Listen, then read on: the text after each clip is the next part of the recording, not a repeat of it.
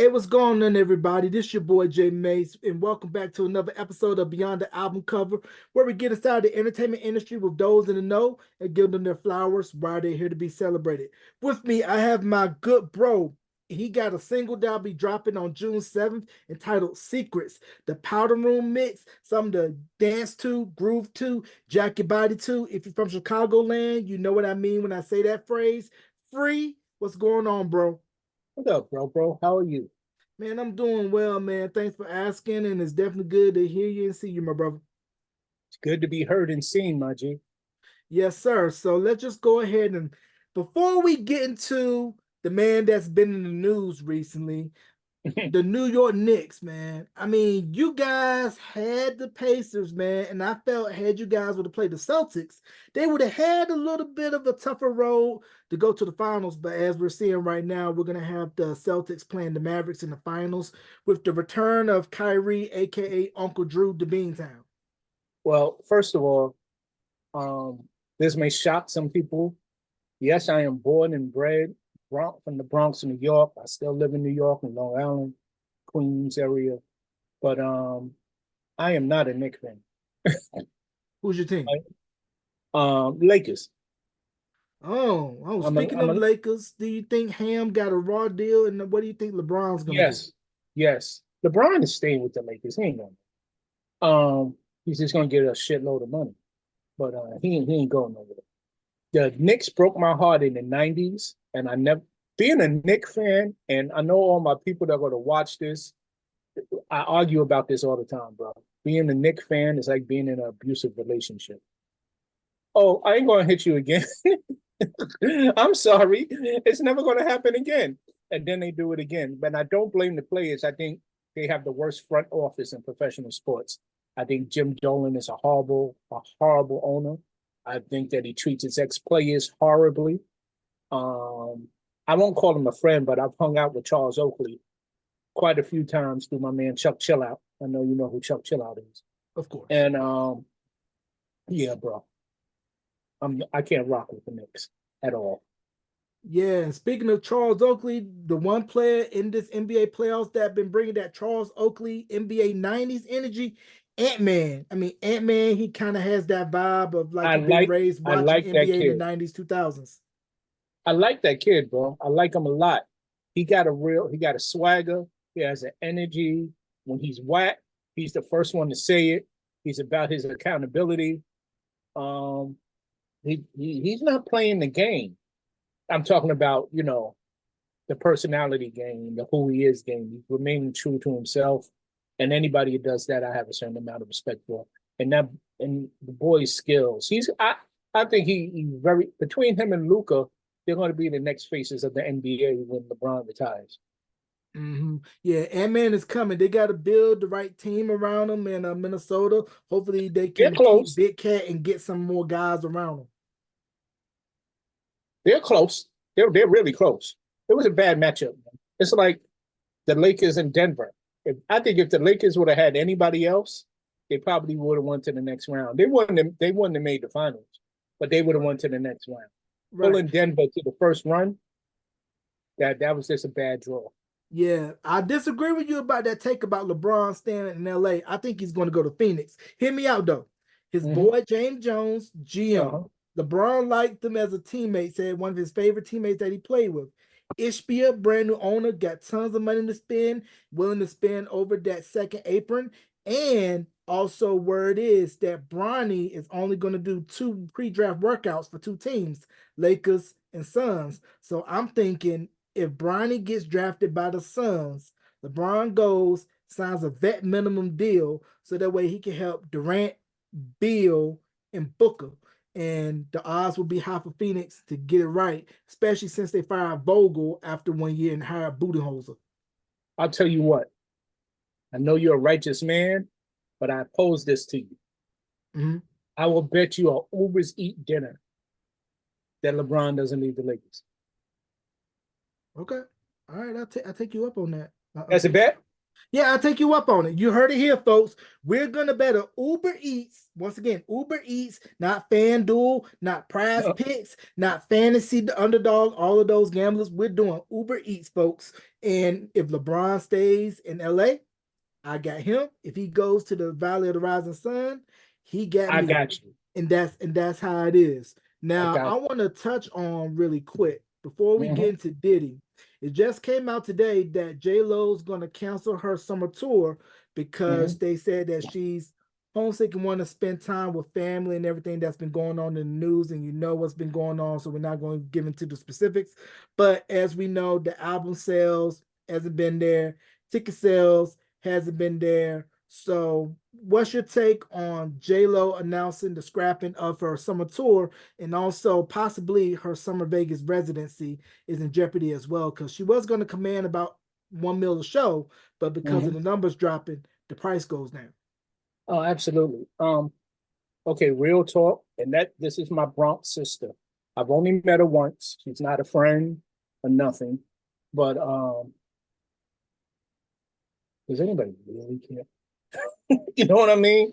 I think they Mm, care more about her life mm, with Ben Affleck than they mm, care about her tour. You know. right. Now I want her to win because she's a woman of color, Mm, and she's from the Bronx. I've mm, always thought she was breathtakingly beautiful. You know, and she's worked hard to be who she is, and I respect it. She's grown as a singer immensely. I remember hearing her demos. Somebody put me her demos in the early days, and where she is now from then, she's put the work in. Excuse me. yeah, that. So I wish her all the best, but it ain't like Taylor Swift canceled the tour. You know what I Mm, mean? It ain't yeah. even like Cardi B canceled the tour, Mm, or forgive me for even saying it out loud. Ice Spice canceling the tour. Who's another Bronx chick who I want her to win, and I respect it because the Bronx is killing them a little bit right definitely that. And when you said about J Lo's demo, this was the stuff that was later to go on the debut album on the sixth, right? now. Well, yeah, yeah. It was Yeah. how did I hear it? I was really cool with Mark Morales, who used to be Corey Rooney's partner. Rest You in know, peace, Prince Marky D. yeah. Me and him and a friend of mine named Tuffy, we used to hang out a lot. Tuffy used to be the co-host on Video Music Box, and we used to hang out a lot. So I probably heard it through Mark, and you could hear the potential, but I can't say I would have jumped on board. You know what I mean? Mhm. But it is what it is. Bro. Yeah, and speaking of J Lo, going back to her days being a fly girl on Live a Color, I kind of felt that Fox or whoever the record labels were that were out at the time, Giant in particular, could have said, "Yo, we got these girls that can dance. Can they Should have been a sing?" group. I've Should have been a I've been group. saying it for decades. They should have been a group. They should have been a group. I don't know how long it would have lasted, but they would have made an impact at that moment. If Keenan was smart, he would have said, "Listen, I'm gonna go get y'all a deal." Made the whole thing through his production company that already existed.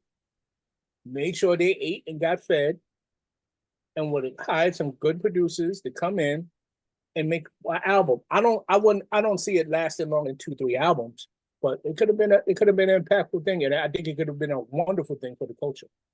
Yeah, definitely that because they had Rosie Perez as their choreographer, and Mhm. then all the success that came out of that, like we mentioned, J Lo, we had Lorianne Gibson and Carrie Ann Inaba, who's judge on Dancing with the Stars, and you Absolutely. had the talent there, but Yeah. nobody was thinking ahead. Now, people were into their moment. I mean, but listen, bro, we're all smarter 25 years later than we were then. Mm, I bet you if it happened now, Keenan would have did it. You know what I mm, mean? And he yeah, wouldn't even have to get them a deal. He could have put it out independently because he had the vehicle to do so.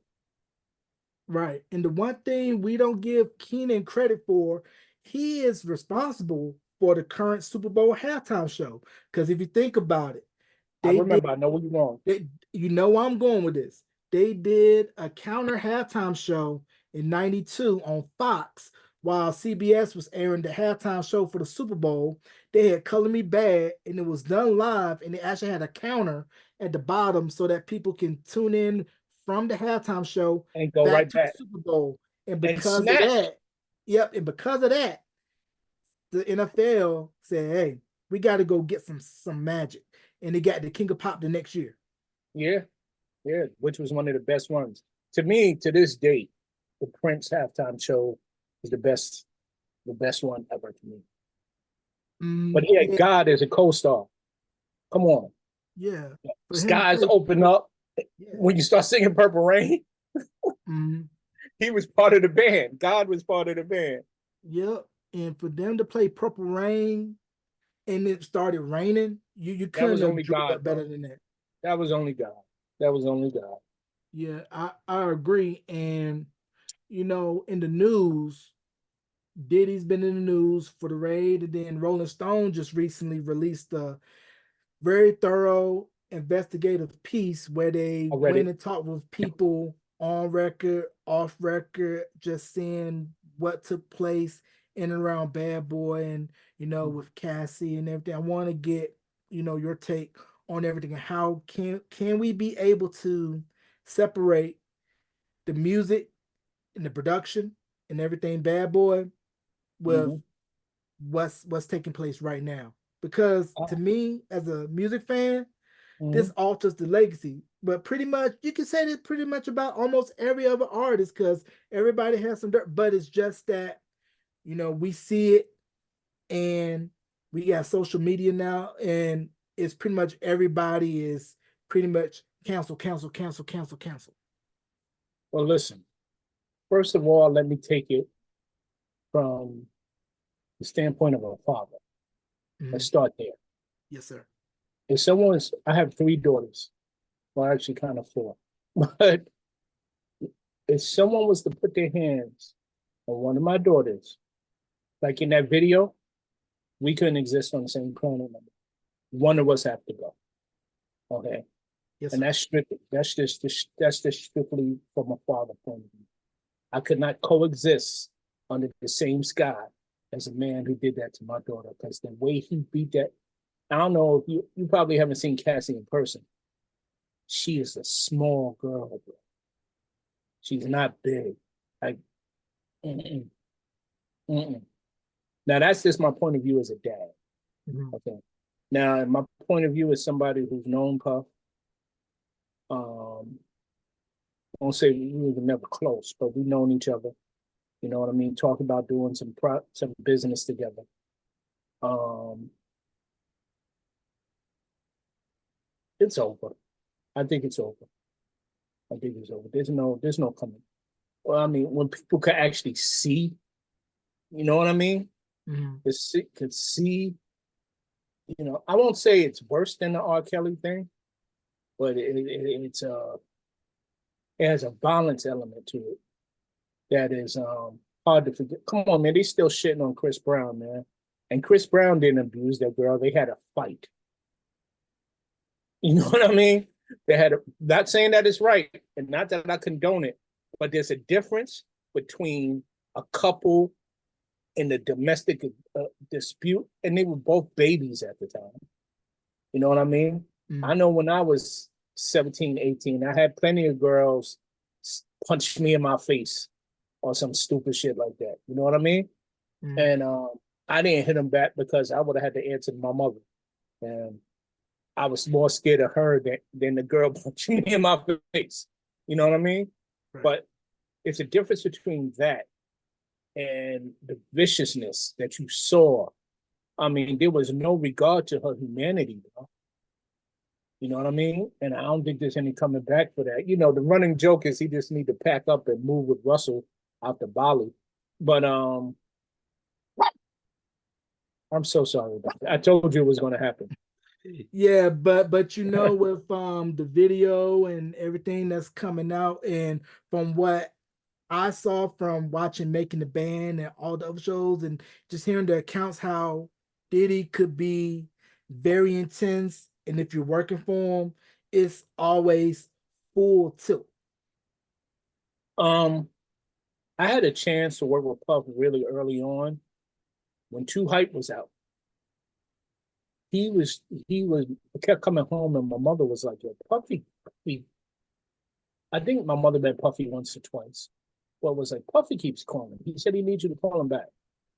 So I hit him back and he wanted me to work on the Mary J. Blige album. What's the 411? But he's like, we need a Too Hype for that album. Everybody wanted a Too Hype when Too Hype did. So he was like, we need a Too Hype. We need that gutter street shit with the singing on top. But I was busy. I was producing Whistle at the time, and the money was kind of amazing. So I was like, bro, I got to finish it. Now I regret missing that opportunity, but I can't say I regret. I mean, because at the end of the day, you know, as a grown man, I would react different. But back then, I was what, 22, 23, 24. Someone talking to me crazy would have turned into something else. Right. That I can't say that we both would have came out unscathed. But it didn't happen. I believe everything happens for a reason. I believe God has a plan for everybody. And I wasn't supposed to. I've been to Puffy parties. I have. From early on till I've been to a couple since he's been, Diddy and all that. I can't say I've seen a bunch of crazy shit, but I know when to leave. You know what I mean? Right. I know, and I'm not part of that inner sanctum. Not that I would want to be. You know what I mean? So I can't say I've seen a bunch of crazy things. I know Puff is a very, what's the word I'm looking for? Very much about his business, very focused. I remember us all sitting up in Uptown one night, and him telling us all his life plan, and everything that he said that night, he's accomplished. And nobody can ever take that away from him. But you see, I'm being very careful with my words. Yeah, understand. But again, it just keeps bringing me back as a father. You know what I mean? It's like you don't put. I wouldn't beat a man like that, my dude, unless he really did something crazy. You know what I mean? Better yet, a woman. Come on, bro. You got daughters, my G. You have daughters. And I'm trying to imagine what he would feel like if someone did that to one of his 3 daughters. You know what I mean? And as we learned yesterday, no one is above the law. Nobody. Yep. You're definitely not above reproach. No money, no status can save you. When they say that you got those charges, you got those charges, and you definitely can't use a get out of jail free card for that. Nah, so again, man, I don't wish the brother no harm. I really don't. And whatever he's done, he's going to have to answer for something bigger than what we all see. You know what I mean? Everybody has a reckoning. Everybody has to repent for their action. And I just hope that, whatever it is, it doesn't come back on his kids because they haven't done nothing to nobody. Right. I definitely agree. And to switch gears, I was listening to an album by this group. They were a co-ed group, 2 girls, 2 guys. They were signed to Cold Chillin' Warner Brothers. They had a single called I Ain't the One. I think it was produced by Stetsasonic or Daddy, I believe. But TCF Crew, I felt that they didn't get the push that I felt that they should have gotten because great song, got me on this one. Great look, great record. Yeah, you they got me on this one. 92, 92, 93. You got me on this one. I don't recall them at all. Yeah, their albums on YouTube and the video for I Ain't You the have One up on me right now. Now I'm gonna get you on this one. I found on YouTube somebody had posted, I guess, an album sampler of all the stuff that was supposed to go on Nesto Velasquez's album that never came out. I still believe to this day, had Uptown would have released them, I think he would have been huge. Yeah, he absolutely would have. and Nesto was cool. You know, I hung out with him. I met him a couple of times, and I liked him as a person. I mean, I root for anybody in this game anyway, Mhm. whether I like their music or not. I happen to love what he was doing. You know what I mean? But Mhm. it's you know, there are no mistakes, bro. I just think of it that way. Right, right. And this really didn't baffle me until just recently when I saw his performance of I Wanna on Showtime at Apollo. How come they never did a video for I Wanna? It was a hot record, but Entertainment Electra never decided to shoot a video for it. And the closest we got was the beginning of the chorus of I Wanna leading into Something Just Ain't Right. I think it was the timing. I wasn't signed to Entertainment Electric yet, so I don't really know why specifically. Mhm. But I think it was the timing. Like I wanted this took off like a rocket, bro, and rightly so. It was an amazing record. You know what I Mhm. mean? And I can't lie. When I first heard it, I thought it was Steve Arrington from Slave. Mhm. I thought I was like Keith Sweat. That I really thought was homie from Slave, but you know, I it was probably a timing thing because me knowing Vincent Davis the way I know Vincent Davis. As a matter of fact, I'm supposed to go. Oh, he's having an all weekend birthday party. The first one is tonight. I guess I'm gonna have to stop by there tomorrow. Um, you know, it probably you probably didn't have time to get it done, and leave a set up for the second. That's how Yeah, come there was what was the second single? I think I Wanna was the lead. I think second single probably was Something just ain't right, right? Something Just Ain't Right, probably was second, Yeah, and then Right in the Wrong Way was probably the third, or Make It third. Last So Forever they was the did a fourth. video for something just ain't right. Hmm. Oh, Yep. girl, all night long. Yeah, Yeah. they did a video for that. They definitely did. Because I remember when I was a little kid growing up in NC, this is gonna trip you out. Keith Sweat actually came to perform at a little nightclub in Pleasant Hill, North Carolina. This was right Mm-hmm, before Make It Last Forever blew up. And there was an mm-hmm, urban legend that I heard from my mom, aunts, uncles that was dead that night. mm-hmm, And the radio station where I worked at actually had a platinum plaque for Make It Last Forever in the hallway. uh-huh. And I'm just like, man, you guys got to hear and see him before that record took off like wildfire. I mean, that's all I remember hearing as a kid, was Make I It mean, Last Forever for about a good 3 years here's until the Give All My Love to You album came out in 90. yeah. Well, here's the thing. When that album came out, him and Albie Shore owned the world. Now there was a lot more hype around Albie Shore. Think about it. There was a lot more hype. People were not talking about Keith, even though Keith outsold Albie Shore maybe 3-1. Like at this point, I think that first album is damn near diamond. Like it moved that many copies globally. Mm. Um, but you know, I seen the results of it.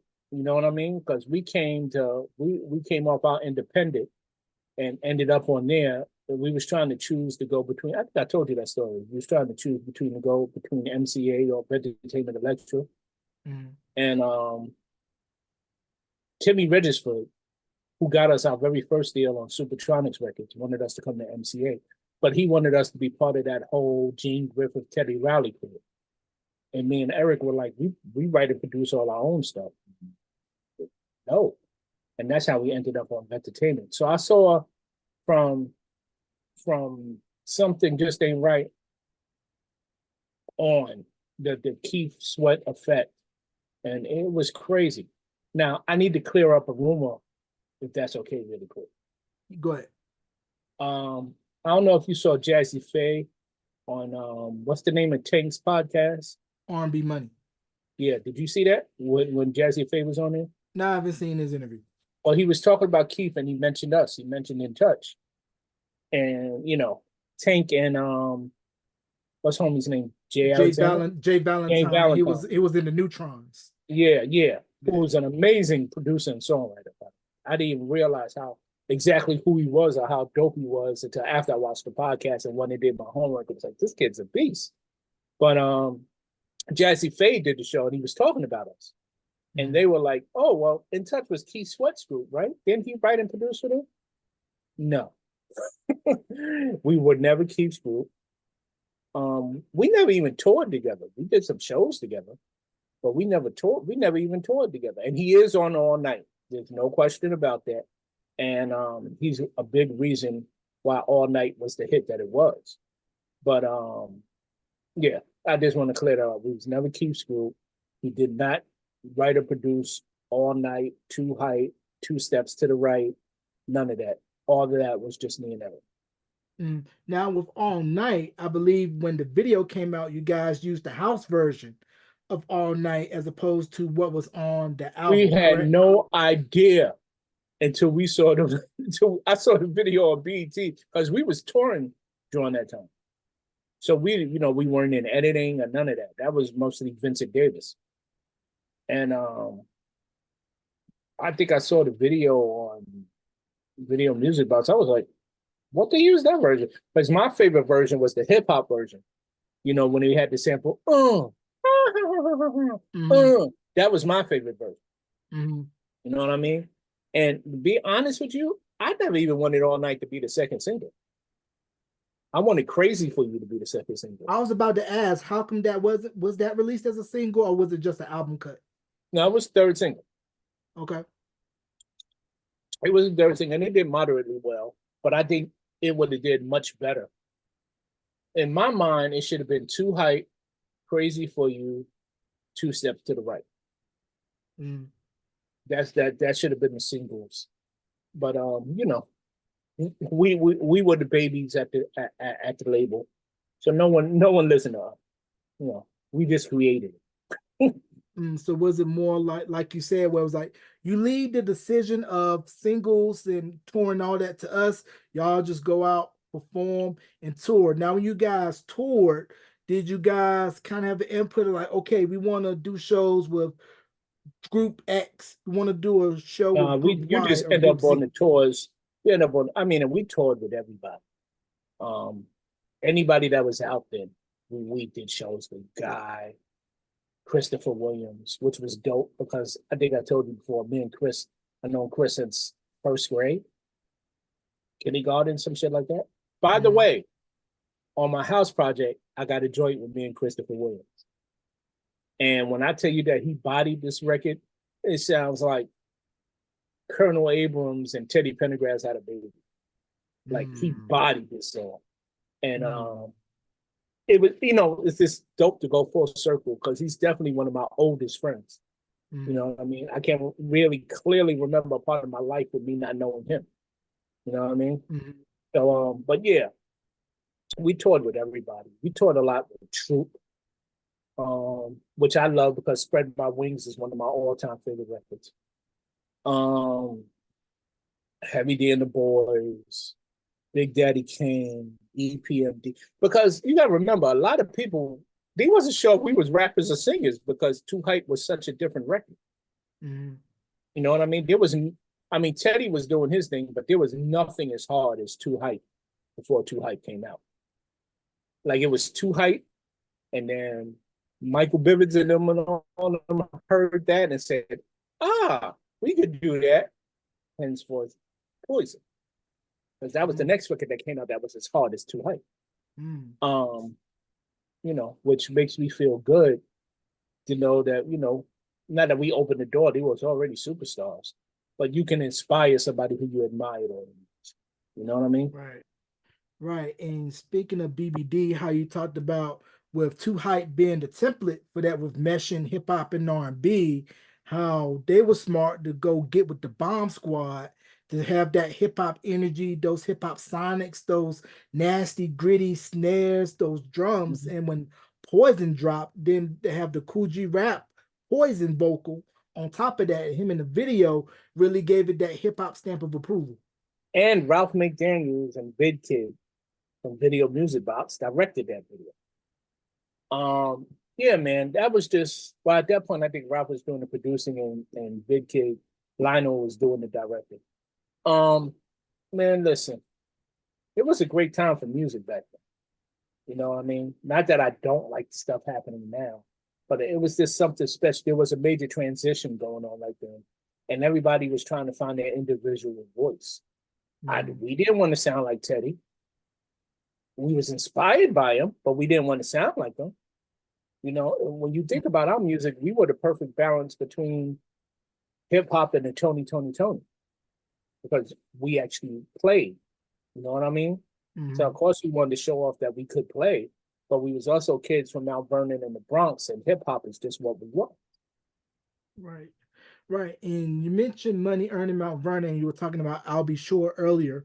And how In Effect Mode, when we think of New Jack Swing, is one of the pillar albums of the New Jack Swing era. You know, when I interviewed Kyle West, he confirmed for me that You Can Call Me Crazy was originally supposed to go on In Effect Mode for Al B, but it ended up going on Guy's album, and Timmy Gatlin cut the lead vocals before he ended up exiting, and then come in Damon. Here's the crazy thing. That's my favorite song off of the first Guy album. That is my favorite song on that album. You Can Call Me Crazy.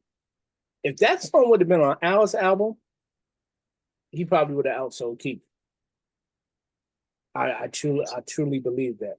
I liked, just me as a fan, as a listener, I liked Al's album better than I liked Keith's album. I liked more songs on it. Keith's album was a monster, but for my personal taste, I'll Be Sure's album and the vocal production, you had never heard nothing like that. All them layers, melodically, they did something very different with that album. Yeah, him and Kyle did something special with that album. And, you know, I've always been a fan of Kyle West's chords, his keyboards, especially if you go listen to the Girls Love Me or Leave Me album and the Do You Really Want Me record at the end when you have those pretty keyboards, luscious chords.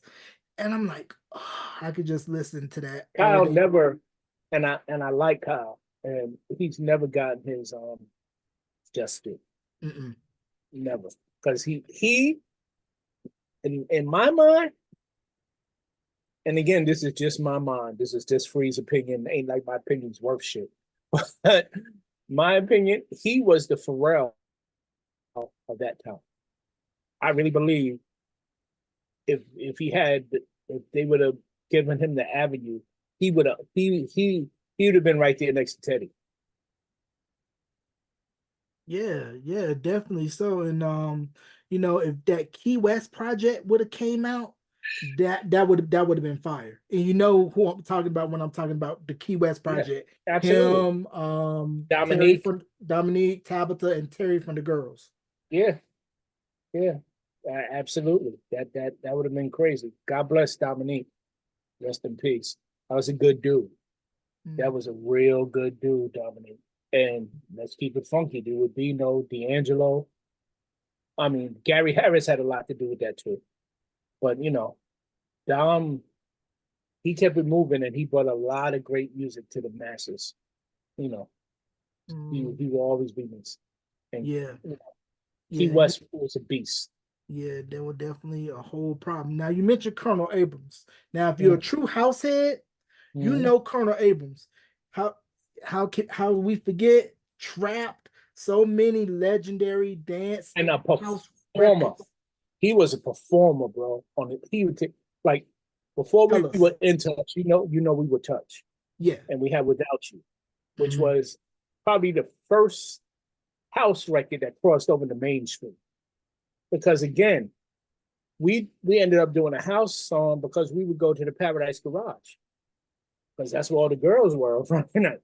And we fell in love with the music they were playing, which was Marshall Jefferson and Frankie Knuckles and the Larry Levan remixes and all that stuff. So, you know, by the time I joined Touch, because I was the last member to join, Eric had already written Without You. And I played some keyboards or something on it. And it was the first one, like all the street cats, you know, the hustlers, you know, all the cats moving work on the block, they were blasted Without You out their cars. Like, a lot of people blame us for changing the vibe of the Paradise Garage because cats who would never go there because they had such a huge gay audience in the garage started coming because of Without You. And Larry Levan was hugely responsible for breaking Without You. Now, outside of New York, was it also popping in other house capitals like Detroit and Chicago? Oh yeah, absolutely. We toured as much off of Without You as All Night and Too Hype. Matter of fact, we did more globally off of Without You than we did with the All Night and Too Hype stuff. I mean, we Wow. traveled, we were on planes, we was gone. You know what I mean? It wasn't Mhm. just tour buses, we was gone. Because it Yeah. was an international hit, which is Mhm. one of the reasons why I circled back to house. And when I did it, I didn't know Beyonce was getting ready to drop a house album. Like I made this decision in 2020. It's like, yeah, first of all, people who know house music know this. It has a spiritual element to it. Like you could watch somebody in a house music club and they're lost, man. Whatever was weighing them down before they got there is Mhm. lifted when they get there. You know what I mean? Right. And it's ageless too. Nobody cares how old you are or when your last hit was. You give them something that's going to make them get that release on, they support it and they keep supporting, Mhm. especially worldwide. And with Africa doing what it's doing with house music right now. Mhm. And, it's never died down globally, but, it's starting to get its pace back in the States. Not that I'm really worried about the States, Mhm. but the people that distributed my album, they're not even to distribute my music. They're out of Australia, Sydney, Australia. Shout to Mike, to my man Chase. Um, yeah, it's a. I'm very happy doing it again. I'm Right. really happy, and I was mentored by the masters, man. I got to be around Larry Levan. When I was 13, 14, working with a limited touch, I hear music in the street, searching to find the one which are staples in the boogie era. I got to sit in the studio with Francois K. Um, I got to be around Ted Curriers of the world. You may not know some of these names, but these guys were giants, in the early 80s. When I was like 13, 14, and I was able to go to every club in New York because everybody knew I was a roadie for Limited Touch. You know what I mean? Mhm. So I was 14 walking into the Copacabana, walking past the line like, oh, peasants, and bringing my crew with me. Mhm. So I got to see a lot of this stuff. I got to meet the Ken Carpenters of the world, um, Tony Humphries, Dave Morales, Louis Vega, these guys, and they're still going strong. All these guys have residencies in Ibiza and all over the world. You know what I mean? And I was curious, you mentioned some of those names. Did you ever run across the Latin Rascals? Oh yeah, absolutely, absolutely. I mean, there was a club called the Sound Factory here in New York, and the Latin Rascals would play there, but it was mainly Louis Vega and Kenny Dope Gonzalez. Or they just released a new record that's crazy too. Masters at Work, and they're insane, bro. They're insane, and like Louis the king of it right now. He's that dude. You know what I mean? Mm, He's that. I'm so happy for him. right. And he's kind of one who put the bug in my ear, like, yo, you made one of the biggest classics ever. What are you doing? I want Mm, to not on this album, but his last album, he redid I Hear Music in the Street with a Limited Touch, who are my mentors. They're the first ones that took me on the road and introduced me to the business. So they told me to come mm, by the studio. I didn't know Louis was producing it. I went in there, it was Louis, and he kind of screamed on me in a very nice way, like, yo, bro, what are you doing? mm. Why are you not back in this genre? You changed this genre. So, it's kind of important that, and that put the battery in my back to come back to it. Yeah, because when we think of house, we tend to think of everything that's out of New York, Detroit, or they call it Ghetto Tech, and Chicago. And when you think of Chicago house, you think of the legendary radio station WBMX, Jack Master Mm-hmm. Farley, Bad Boy Bill, Yeah, Chippy, Steve Still Curly, Frankie yeah. Knuckles, rest in peace, and just all of Jamie Principle, Baby Wants to Ride, Jesse Saunders, on and on, which was considered the first house record, I believe, out of Chicago to really take off and really give Chicago house legs and for everything that came out of that movement. out of Chicago. Absolutely. And then I mean, and then once Marshall got involved, the that's the anthem. To this day, that's the anthem. You gotta have house. You know what I mean? And everybody he produced, come on, 10 City, Byron Stingler, a beast. Byron, I call Byron the Luther Vandross of house because he's always fresh to death when you see him.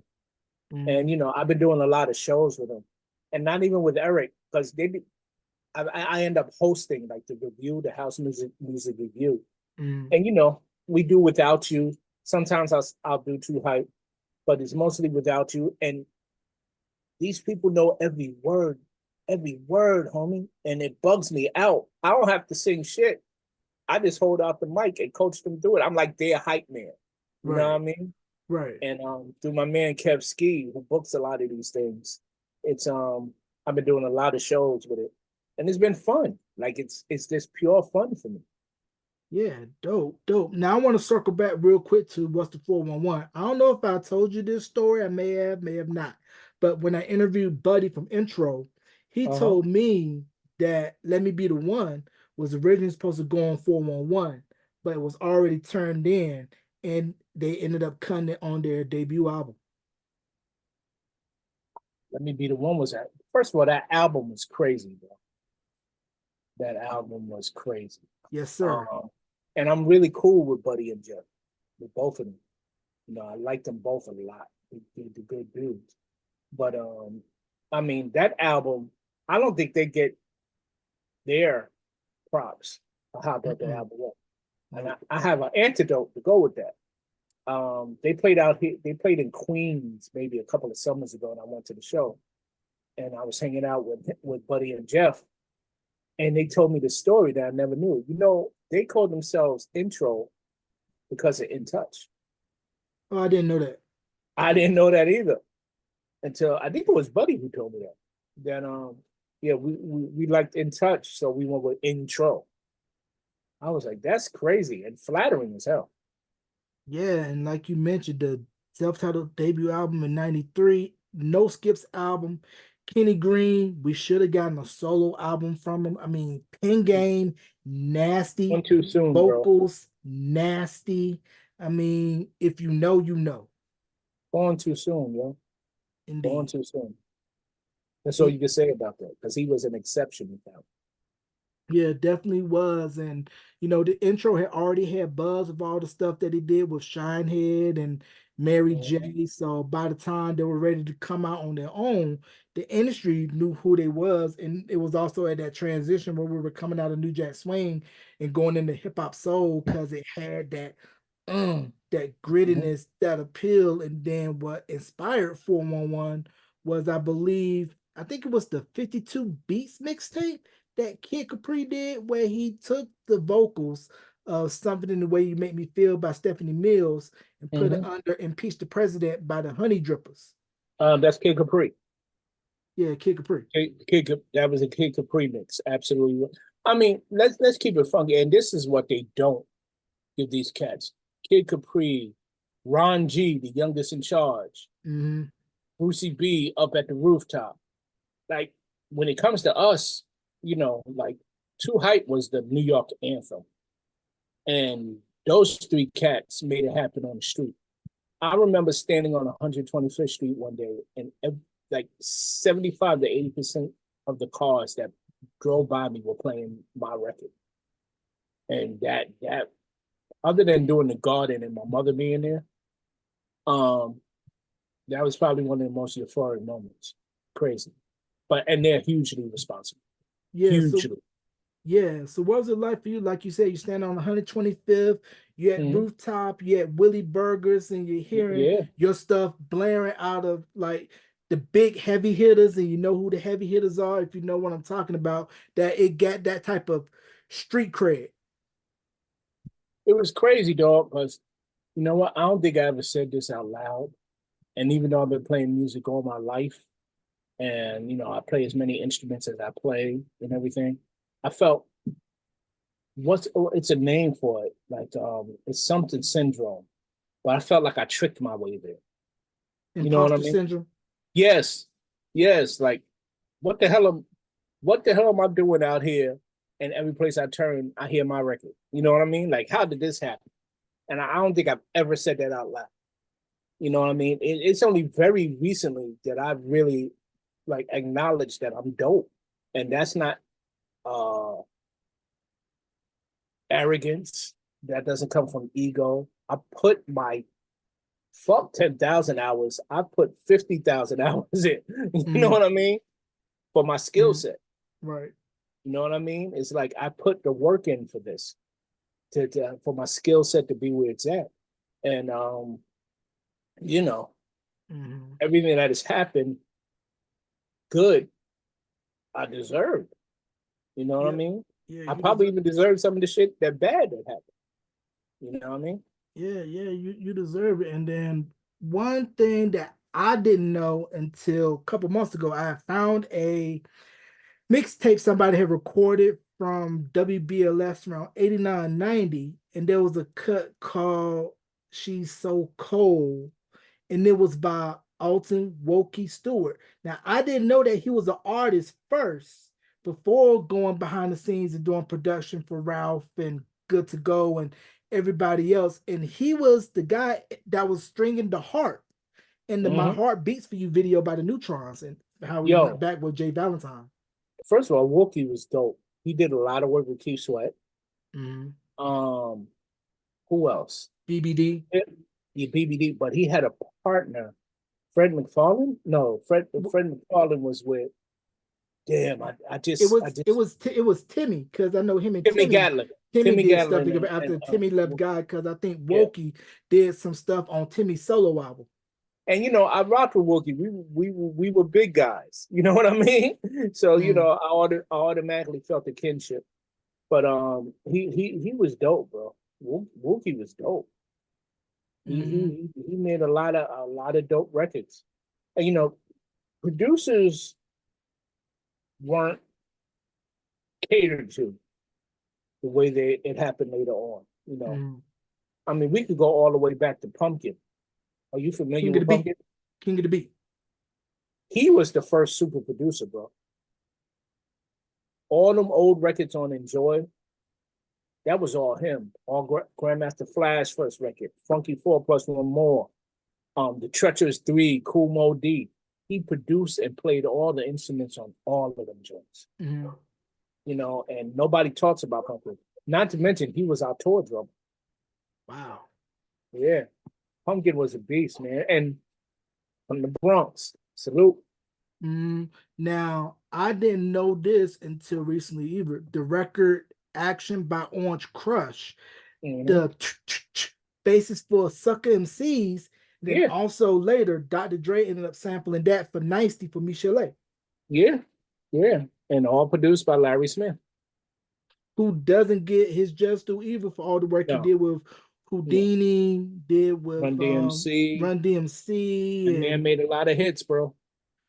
yeah, because when I hear One Love, I could easily hear a Teddy Pendergrass vocal right under their raps, and it probably would have been Absolutely.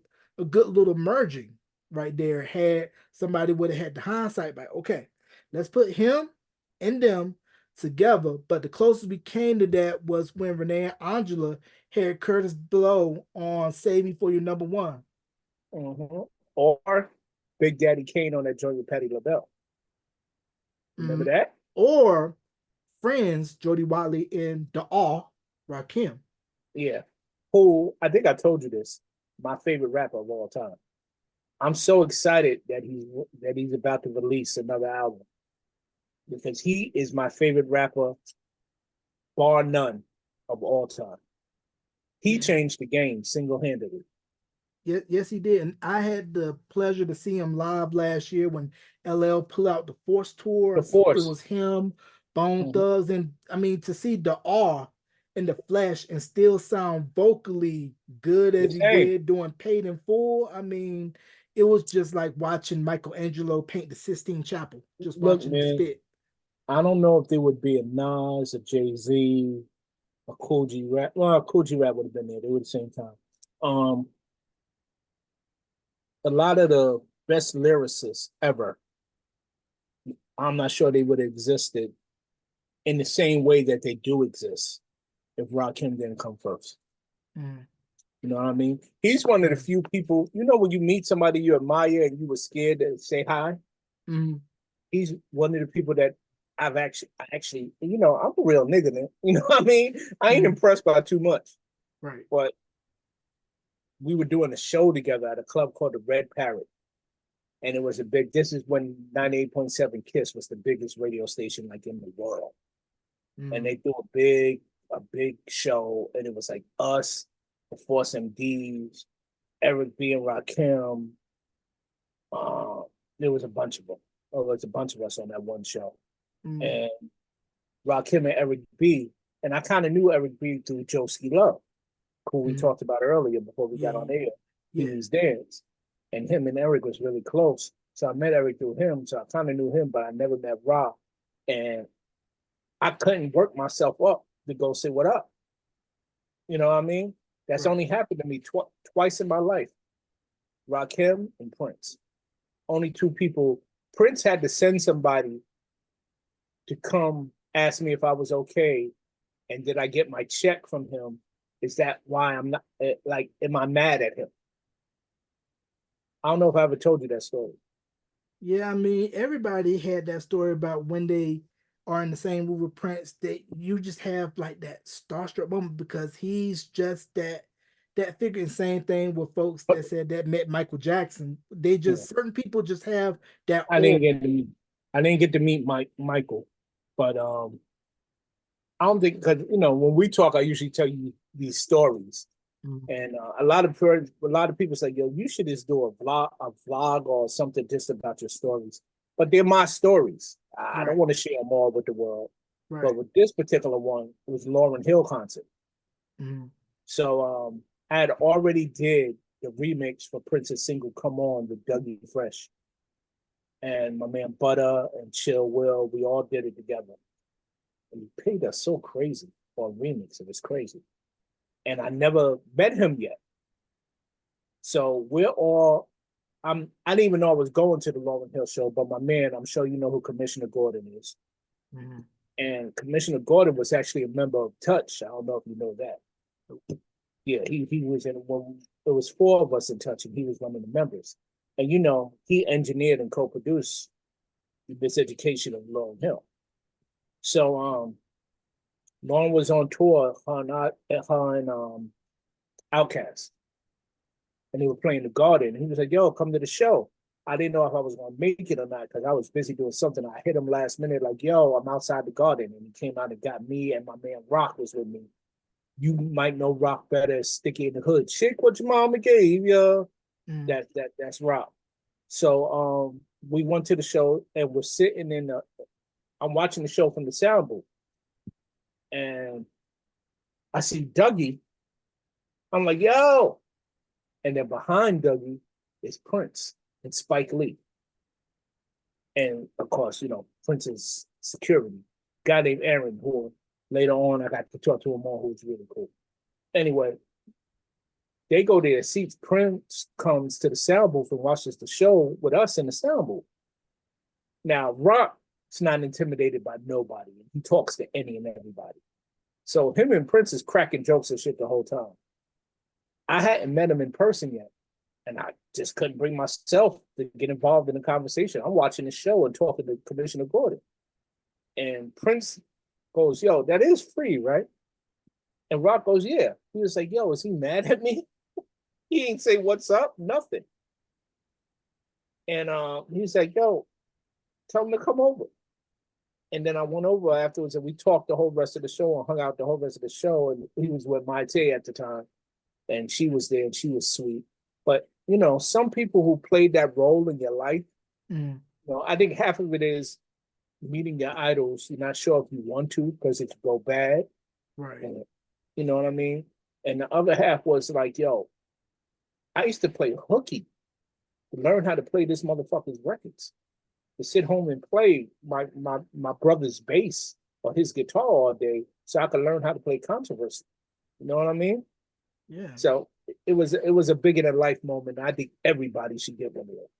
Yeah, because it's crazy when you think about Prince, how, he always had his creative juices flowing. It was always a I'm always thinking, I'm always creating anywhere, anytime, have something ready for me. Let's put it down. And to think how he was able to take all the stuff he had, place it on the time, Vanity Six, Apollonia Six, The Family, Maserati, all of the other acts that spun off. Insane. And at the same time, you're thinking, you're liking them, but all, you're really feeling me. The strategy from the movie Idolmaker, and also another unsung person in hip hop that does not get talked about enough. You know who I'm going to talk about here, Herbie Lovebug. Oh, Same absolutely. Salt and Pepper, Kid and Play, Absolutely. He had Kwame. the first crew. But first of all, before we even get into Herbie, who I knew, because Joski Love was part of the Idol Making script. So he was a part of that camp. Yeah, when he left entertainment and went to Columbia, he Mm. signed the Idol Makers. Okay. And I actually played on his remix of Joe Cool, which was produced by Kwame, who is another motherfucker that people don't talk about, and he's a beast. Because he did But on fire for Lloyd Banks, right? He was under yes, K Mill, because I think he went under that moniker. and he did that Monica joint with Missy on it. Oh, So Gone? Yes, yes, Kwame did that, bro. Wow. I did Yeah, not know that. Kwame's a beast, bro. And the work he did with Vivian Green, come on, Kwame's a beast. Anyway, not to get off topic, you mentioned The Idolmaker, which is one of my top 3 all-time movies. Most people have no idea about that movie. The fact that you know that movie, I'm hugely impressed right now. Yeah, because I heard the story about how that was Prince's inspiration for the time, and how it's like, okay, I'm gonna get all these splinter acts that's gonna be by different parts of me and put it on them. So that way I don't burn myself out by putting out all this stuff. And the label wouldn't let him put out all that stuff. So he needed vehicles. But nope, like so many people don't know that. And I remember renting that movie from a spot called Debro Video on Gun Hill Road in the Bronx. So I was really close with the owners, Roy and my man Nick, who became one of my best friends at the time. And yeah, I watched that movie at least 50 times. So excuse me, I'm sorry, allergies. Now you good. I've never seen it, but I'm planning on watching it now. Speaking of Minnesota, Homie, after you see that movie, yes, sir. call me. Yes, sir. And speaking of Minnesota, there's a documentary that came on the Twin Cities PBS affiliate back in '87 called The Minneapolis Sound, where it's talking about everything that's going on in Minneapolis at the time, from Jam and Lewis, Husker Du, the Jets. Now, there's a clip of Jimmy Jam showing the people around old Flight Time. And in the booth recording was New Edition, where it all started, and it's a year before the release of Heartbreak. Well, we know what that album was to the culture. You know what I mean? And that album let them be men. That's the album when they transitioned from a boys group to men. It's funny they had that song "Boys and Men" on that album, because I think that album literally did that for them. Yeah. First of all, man, talk about Terry and Jimmy. And when you talk about them, and no one talks about these guys, but they are absolutely insane. They're so dope. The Avila Brothers. Mexican Bobby Ross and Is. Yeah, I thought they were dope, man. Bobby Ross, the album he put out on Perspective. Yeah, it's crazy. Nuts. It's crazy. Like, them dudes are so talented, and I got cool with them. There's some mutual friends and business associates in Nashville. They co-own a studio in Nashville called Soundgarden. And I spend a lot of time in Nashville. So, I got cool with them. We actually worked on a record together. And them cats, though, a whole nother level. And Terry and Jimmy big them up all the time. But they're special.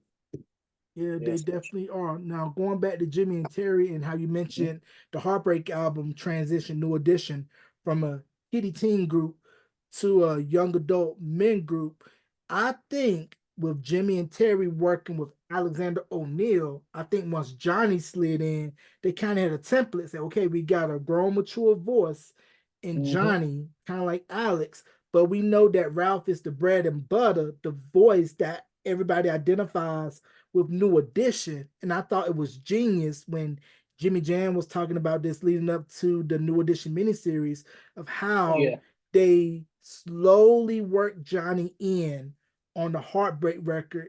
You heard him a little bit on that first half, but on that back hmm, half, that's where you really got to showcase, okay, this is the transition that I'm sure they probably wanted to make right after All for Love, but didn't really hmm, know how to make it. But once Johnny came yeah. in, it was clear that And that was that's one of the things that helped the transition of them looking as an adult supergroup, not just, you know what I mean?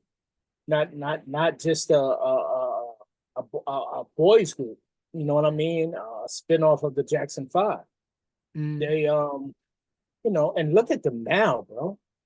the Look at them. Vegas residency. It feels like they're They're our getting temptations. everything that they went through as kids. They're getting Yeah, back 10, 20, 30 fold the staying power of New Edition, the and not to branding mention of New Edition. that miniseries is one of the best ever. I agree. They cast it right. I mean, to pull off Brooke Payne's choreo with ease like that, that just goes to show you that who they casted and everybody around that project really did Mhm. their homework and really wanted to make sure that New Edition story was told right.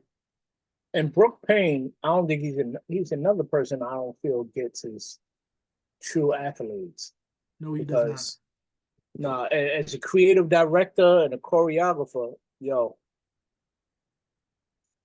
in our age, Mm, I don't know if there's anybody that can see him. yeah, I mean, Like he's he's this that dope. generation's Charlie Atkins. Go back and look Yeah, up Charlie Atkins, legendary choreographer, did the choreography for all of the Motown acts. Brooke Payne, when you look at him, you look at NE, how they were already seasoned 5 years prior before the world got to know him with Candy Girl. Because they've been putting yeah. in that work since 78. So by the time they came out in 83, they were already seasoned vets because I'm I remember them talking about in interviews how when Candy Girl broke, they would come to New York a lot and perform, and they would hit every borough and all the nightclubs, do it all on the Yo, I weekend. seen them at Disco Fever. I saw them at Roseland. I saw them at a bunch of clubs. And for some reason, even though we're only a couple of years apart in age, but I just looked at them as little kids. You know what I mean? Mm, I looked at them as little kids. I was like, yo, these little kids are going to be around for a minute.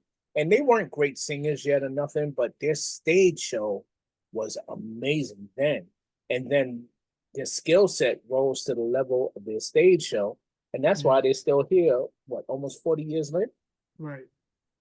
You know? Yeah. And Yeah. if you think about it, dog, they've kind of outdone the Temptations. They, in sense of popularity, in sense of the relevant factor, because they're Mm, still relevant as hell, bro. yep. Yep. You know what I Did mean? numbers at their Vegas And the residency about it. superstar splits. Everybody out that group, everybody did something on their own, and it changed the landscape of shit. You know what I mean? Yeah. No, they're the They Wu Tang of R&B, bro. yeah, Or should I say, Wu Tang is the New Edition. You know what I mean? Because yeah. they did it first. Yeah, definitely that. And thinking about NE and how you mentioned everybody came out on their own and really did numbers, and to think how they say like, "Yo, we gonna have Bob come on tour with us," Yeah, and Bobby was taking no prisoners. I mean, like I I think they saw were that saying show. some nights leaving smoke on the stage. Oh yeah, nah, I saw that show several times. That triple threat tour. Albie Shore, New Edition, Bobby Brown. Bobby Brown started as the open. No, he started going on after Al, and by the time it was done, he was headlining.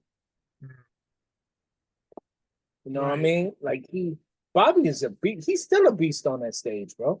To this Mhm. day. I mean, none of us could do the shit we did 25 years ago. You know, someone asked me, "Yo, Free, can you still do that kick on the Two Hype video?" What are you, stupid? Mm, I end up in the hospital with a right, rip. You know, come on, man. It ain't right, never gonna happen. I right, can't do a split no more. That's right. over.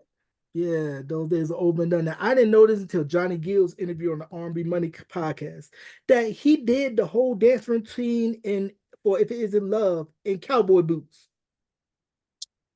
You know what? I saw that interview too. Yeah, I didn't know it until I saw it on there. I had to go back and look at the video. I'm like, he doggone sure doing the routine in some cowboy boots. And like I was mentioning earlier, Brooke Payne's choreography is not for the beginner. No, mm-mm. Shit was, and ain't nothing easy about it, and it was so tight. I mean, to this day, it's still so. Like, I really wanted to go catch the new edition residency in Vegas, but I just didn't have the chance to, and it was happening right around my birthday. But Mm, I ended up having a birthday party here in New York. But I really wanted to go see that because I'm such a fan. You know what I mean?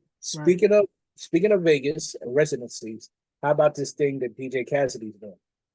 Oh, the Pastor Mike residency. Yeah, Man, what he did with that, what he's still doing with that, it's just amazing to see. And I know you guys were a part of the yeah, Pastor Mike, a while yeah. back, and that was definitely dope to see. Everybody getting their flowers, giving love, and it's just good to see. Well, Cassidy, he was around in the heyday, New York heyday. You know what I mean? So he knew who to call. He knew what rocks to pick up to snatch people out of.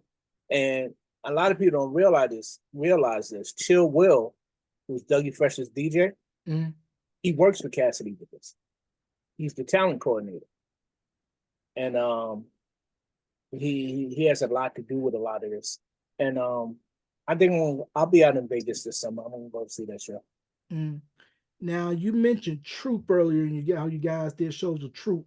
Yeah. There's a short clip of them tearing it up overseas in the UK doing Mamacita. Now Troop for me, they're my number two group. New Edition's number one, but Troop dancing wise, Oh, they were man, they were like New Edition, West Coast. Could they put a lot of the West Coast elements in their dancing? And then later we come to know that Steve is a beast with the pen and production. yeah. I mean, Steve had that it factor, first of all, on stage. Like I said, what we did some shows with them.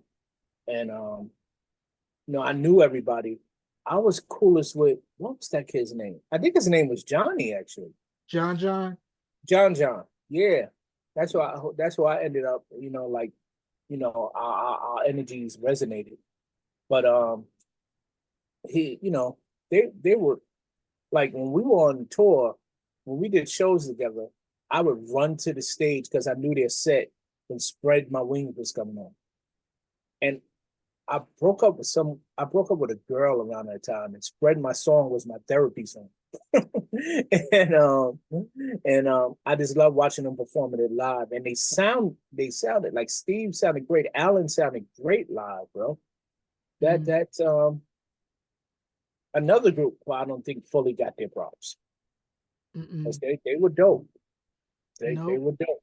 Nope. And then when you think of the Attitude album, if it wasn't for that album, we may not know this guy that we now know as Dallas Austin. Dallas Austin cut his teeth on the Attitude album, produced I You Will know what? Always Love You and My Music, and he got in the game from Joyce Cinderella Irby from Climax, who did Hey Mr. DJ with Dougie Fresh, which was produced Yeah, by well, I know Dallas he did Austin. that, but I did not know he worked on that Troop album. You Yeah, just he hit. did. Yeah, he did. I Will Always Love You, which was Uh-huh. later sampled by Fat Joe and Chris Brown for Another Yeah, Round. My Music. And then also, here's another fun fact: Trent Reznor, pre Nine Inch Nails, was the engineer on that album. get out of here. Yeah, if you go back and look at the album credits for Attitude, you'll see Trent Reznor as an engineer. You outdoing me tonight, bro. You're whipping them out the back of the closet. Yeah, you'll definitely take a look at that. Now, when we're thinking about Atlanta, we just recently lost Rico Wade, and Tragic just can loss. we just talk about just the impact of organized noise and what they brought to rap and how their sound helped bring what was coming out of Atlanta along with what JD was doing with So So Def into the national spotlight. I mean, what I loved about that whole movement from them, that whole crew was they didn't care. Their bravery was unmatched. They did what they felt, and either you rocked with it or you didn't. And it just so happened it resonated with millions of people. And you have to respect that. I got a thing for brave artists, the Sly Stones, the Princes, um, that whole crew out of Atlanta with Outkast and wow, what was the name of the group CeeLo was in? Goody Mob. Who's there? Around my window, bow, nobody now. That record is insane, bro. You know what I mean? And the Mm, fact that that crew was behind it, it's they were the bomb. I used to call them the bomb squad of the South. mm, That's how I used to, like when I first became aware of them. That's what made me understand them because there was several guys and there was they had a working system for them that was crazy. mm. Now I wonder why Highland Place Mobsters didn't blow up like they should have. They should have blown up. That album was dope, Yeah, especially well, if you stay. Let's take a dip. Dirt Road White Girl. Let's get naked. And you could tell right then that Dallas was gonna be a whole problem. And once he well, got with TLC, it was over. And Boyz II Men, it was over. so many good records fall through the cracks, bro. I mean, last time we were on, we was talking about Menagerie. They were That dope. album, Fire. 18 and over, man. make you climb. Can't Mhm. nothing. I was wondering, did Hassan the Love Child ever come out with something? He I was on don't the think something so. special remix. Yeah, but I don't think so. I think that was it. Mm. I think Were that you was it. familiar I with the know of. group Shamari? If you feel the Yeah, I need. remember Shamari. Yeah, I thought they were super dope. They were signed to Mercury. I actually interviewed Rashawn from Shamari a couple years ago on the podcast, and he was telling me that they were in the middle of working on their follow-up to the debut with Hmm. Bernard Bell, rest in peace. Hmm. Then he got the call that the Glove One wanted him, and Uh, that changed it right there. Because when the but Glove One calls, you answer. you go. You absolutely go.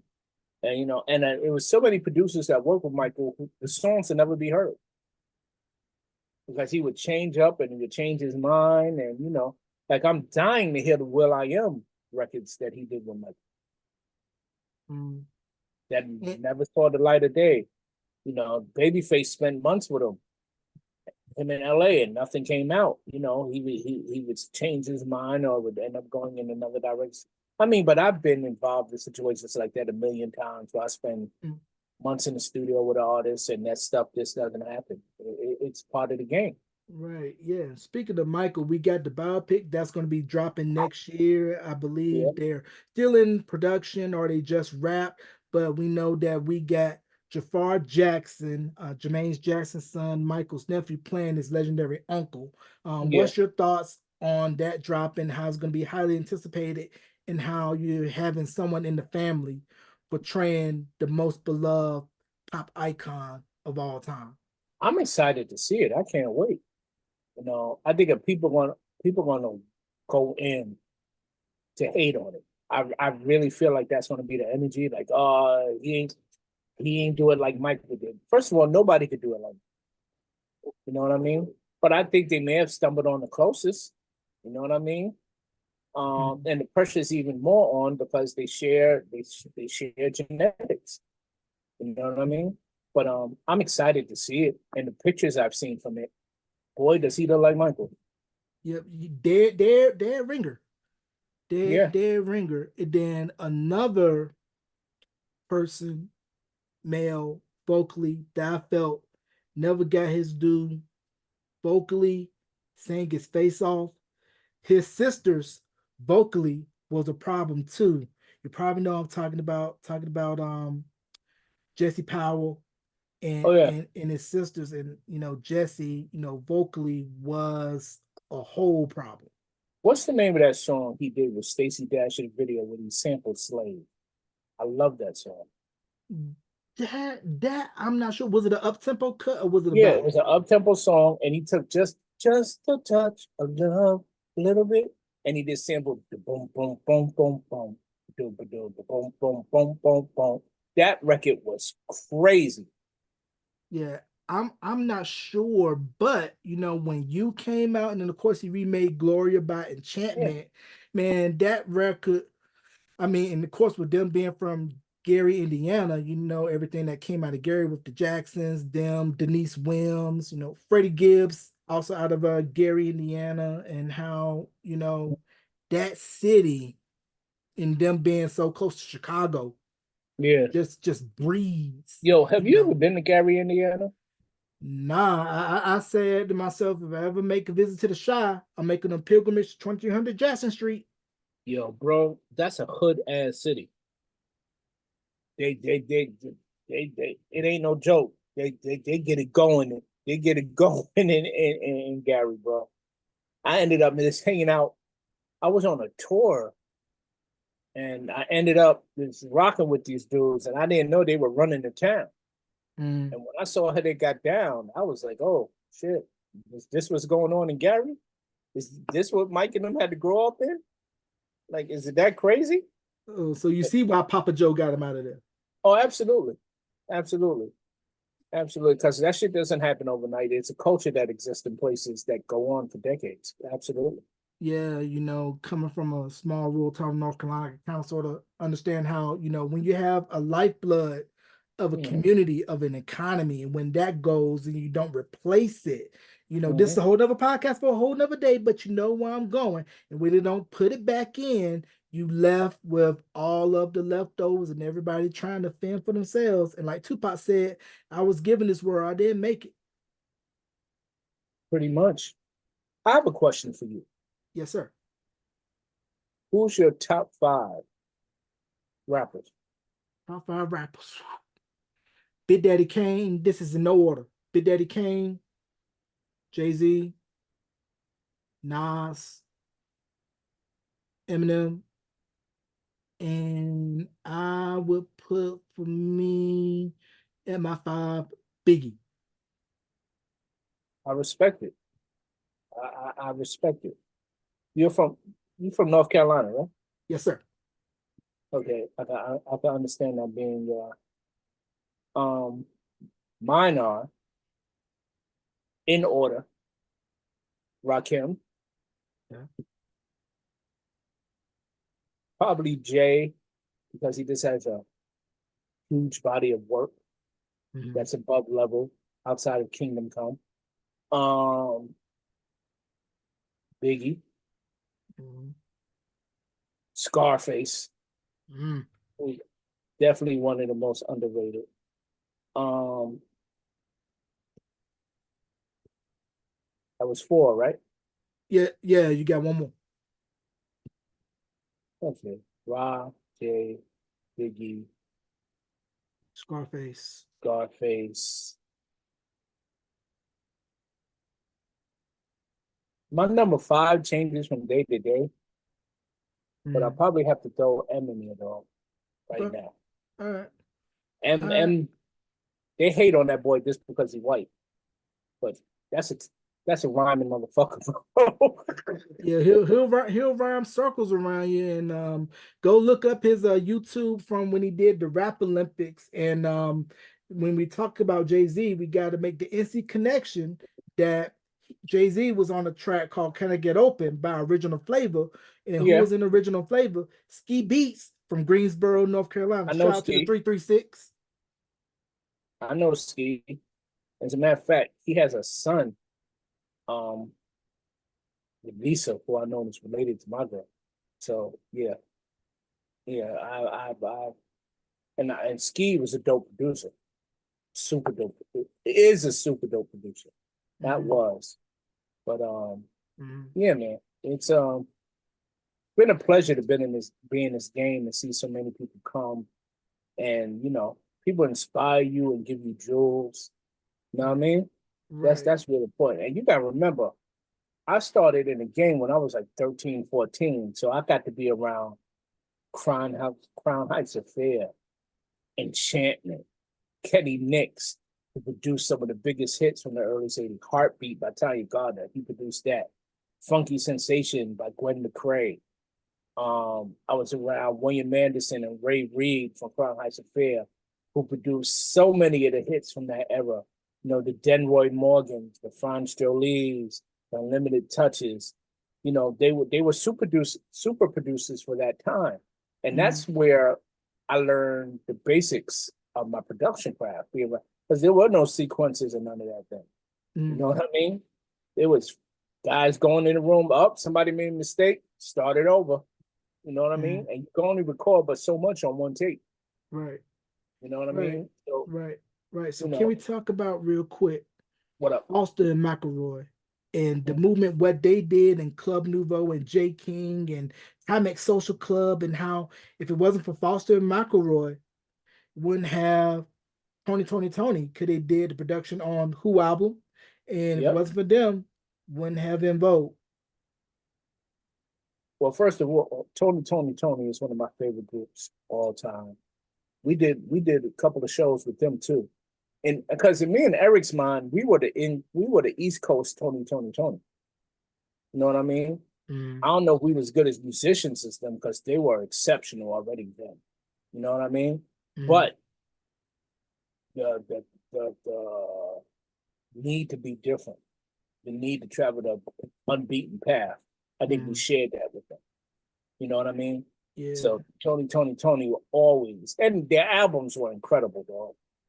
The albums were incredible. Yes, that musicianship that comes out of the Bay, you know, with Sly, Family Stone, and I think Confunctions out of the Bay Area. Isn't Graham Central Station based out of the Bay Area as well? Yeah. Well, I've actually met Larry Graham, which was one of the biggest thrills in my life. But you should read Sly's book.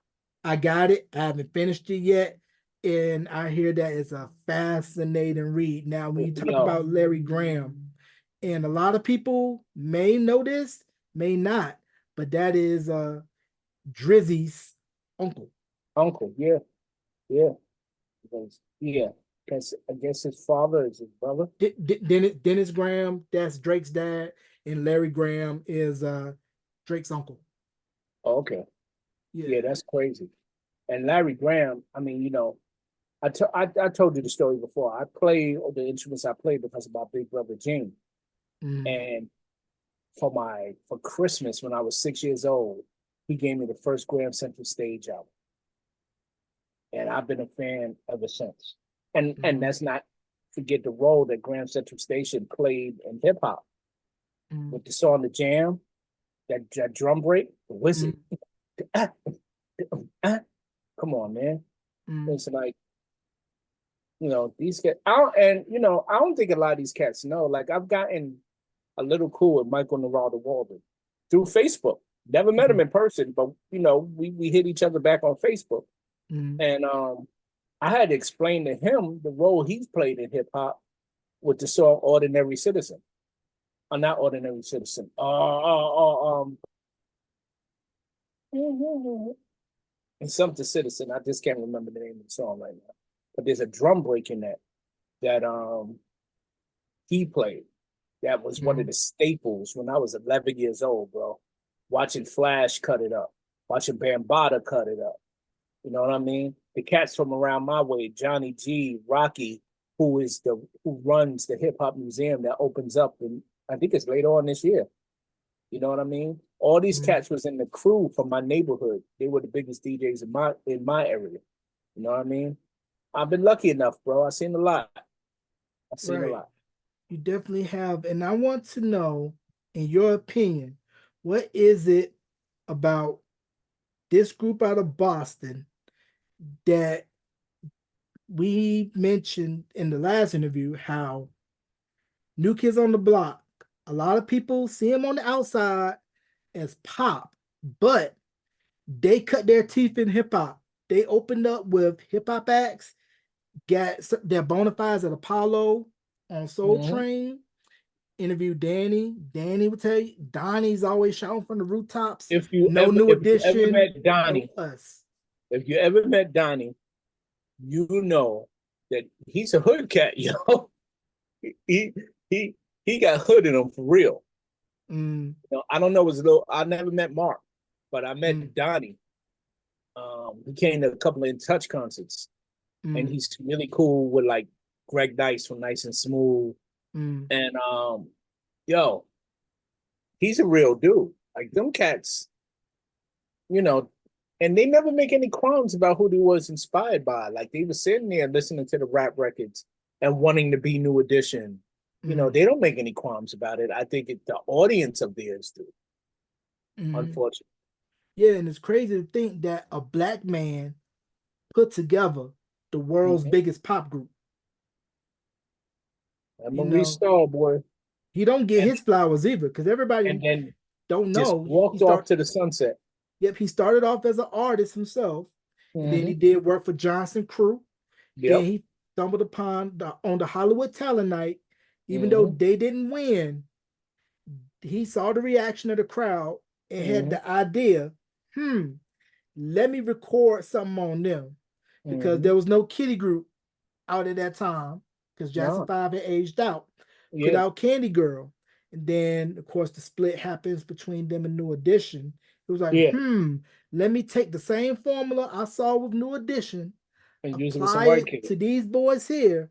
And I know it's going to do gangbusters, Yeah. because some people, I still say this to this day, especially under the post when they had their first video for Please Don't Go Girl, the low budget one, before they shot the one at Coney Island. Yeah. How you only saw that video if you had BT, New York City Hot Tracks, hosted by Carlos De Jesus, I was or, on there. or I Video remember. Music Box with Uncle Ralph. Yeah.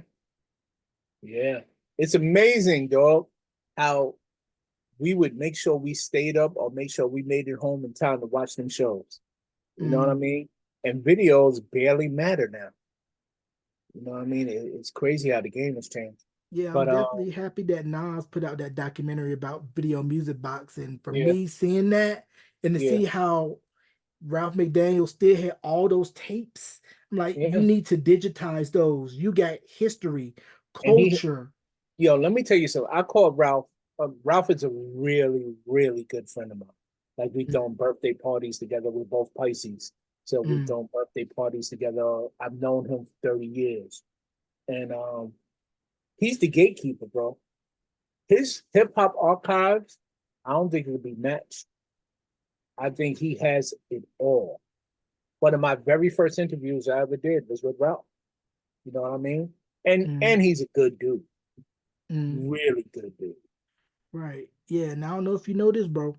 I Want to Sex You Up was originally for BBD, but they passed. Really, Yeah, and I interviewed KT from Color Me Bad, and he confirmed that for me. get out of here. Yeah, it was originally for BBD because it was produced by Spider Man and Dr. Freeze. Yeah, Yeah, and I Want to Sex You Up was originally for BBD. They yeah, passed on it, went to Color Me Bad, and of course it did the numbers that it did. And then I know you know who Lucky Day is, right? absolutely. I believe his manager is Sam from Color Me Bad. Well, Sam, he's a hell of a songwriter, bro. Yeah, he did. He's Jessica been writing Simpson, hits I'm for a Gonna lot Love of You years. Forever, Yeah, Anastasia, who was on MTV's The Cut. And I think he yep, also did stuff on his now wife Tamara Gray. yeah. Like he's been hits for a lot of people, bro. Hmm. Um, that whole era. My favorite song by Color Me Bad is probably a song that most people don't know. You may know it. What's the name of that song? Choose. Yeah, I think was Terry that Lewis and on Jimmy Jam produced it. yeah, was that on the Time and Chance album? I have no. I bought the I cassettes. I think it was on Here the I am, Time and aging Chance myself. album. Yeah, I know the song that you're talking about because they released a video for it. Then another Yeah. group I thought was dope and underrated, but they they just came out kind of at that weird time where they were in transition. They were a group. They were signed to Rhythm Safari, which was Ice-T's label, Boys of Mm-hmm. Paradise. They covered Shining Star by the Manhattans, and they had this record called Runaround. You got me. Yeah, dope group. I thought they were dope. I thought 511 was dope. They were signed to Oh, let me RCA. let me come up with a group because you killing me today. Let me come up with a group that I don't think you know. Try me. Try me. Yeah, because you I think think I underestimated you a little bit. I should have like dug in my. I have a big bin full of cassette tapes that I Mm, call my life case because right, music through the years I just kept. right, right. Oh man, well you know about Menagerie. I usually kill everybody with that one because most people have no idea about Menagerie. Uh, Attitude. Do you remember Attitude? You can read my mind. Rest in peace, Chris Kello. They were a project of the system. They had a record called "Pump Up the Nation," and the Yeah, female singing on the record, Cindy Mizell. absolutely, absolutely. And I knew Chris. I knew him pretty well, and he was a keyboard playing so and so too. Good dude from Queens. He's from Queens. Yeah. Now, and speaking Wow, of the system, I don't know if you know that David Frank was a co-writer on "Genie in the Bottle" for I Christina, knew that. and he wrote "The Hardest Thing" for 98 Degrees. Yeah, I knew that too. And well, I never knew how to say his name. And whenever I run into him, I get confused before I say hi. If it's Mike or Mick Murphy.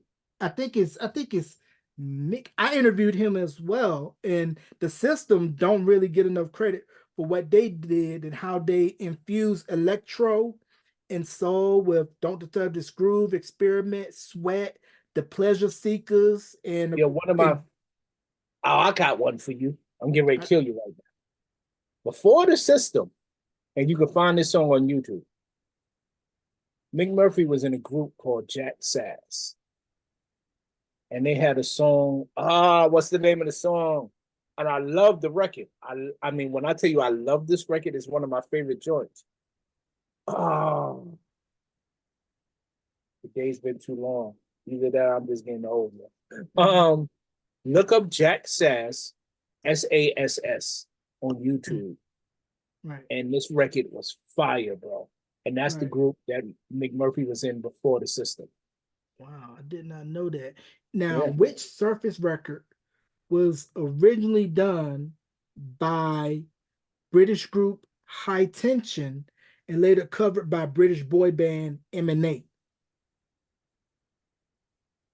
Yeah, Surface didn't originally cut this record. It was originally cut by Uh-huh. British band High Tension and later covered by British boy band Emanate. Shout out to my boy KG for Emanate. I know the group High Tension. I know them, but I don't know what song was it. Happy. Really? Yeah, so they cut Happy first, and then later Surface cut it on Mm-hmm. themselves, and then later British boy group Emanate ended up covering it. Now, a lot of people don't talk about Surface. Surface was a whole problem. Their Yeah, stuff, yo, they did Let's Be Friends for New Edition, did Don't Take It Personal for Jermaine Jackson, which Jackson. I believe was originally intended for Milli Vanilli. Really?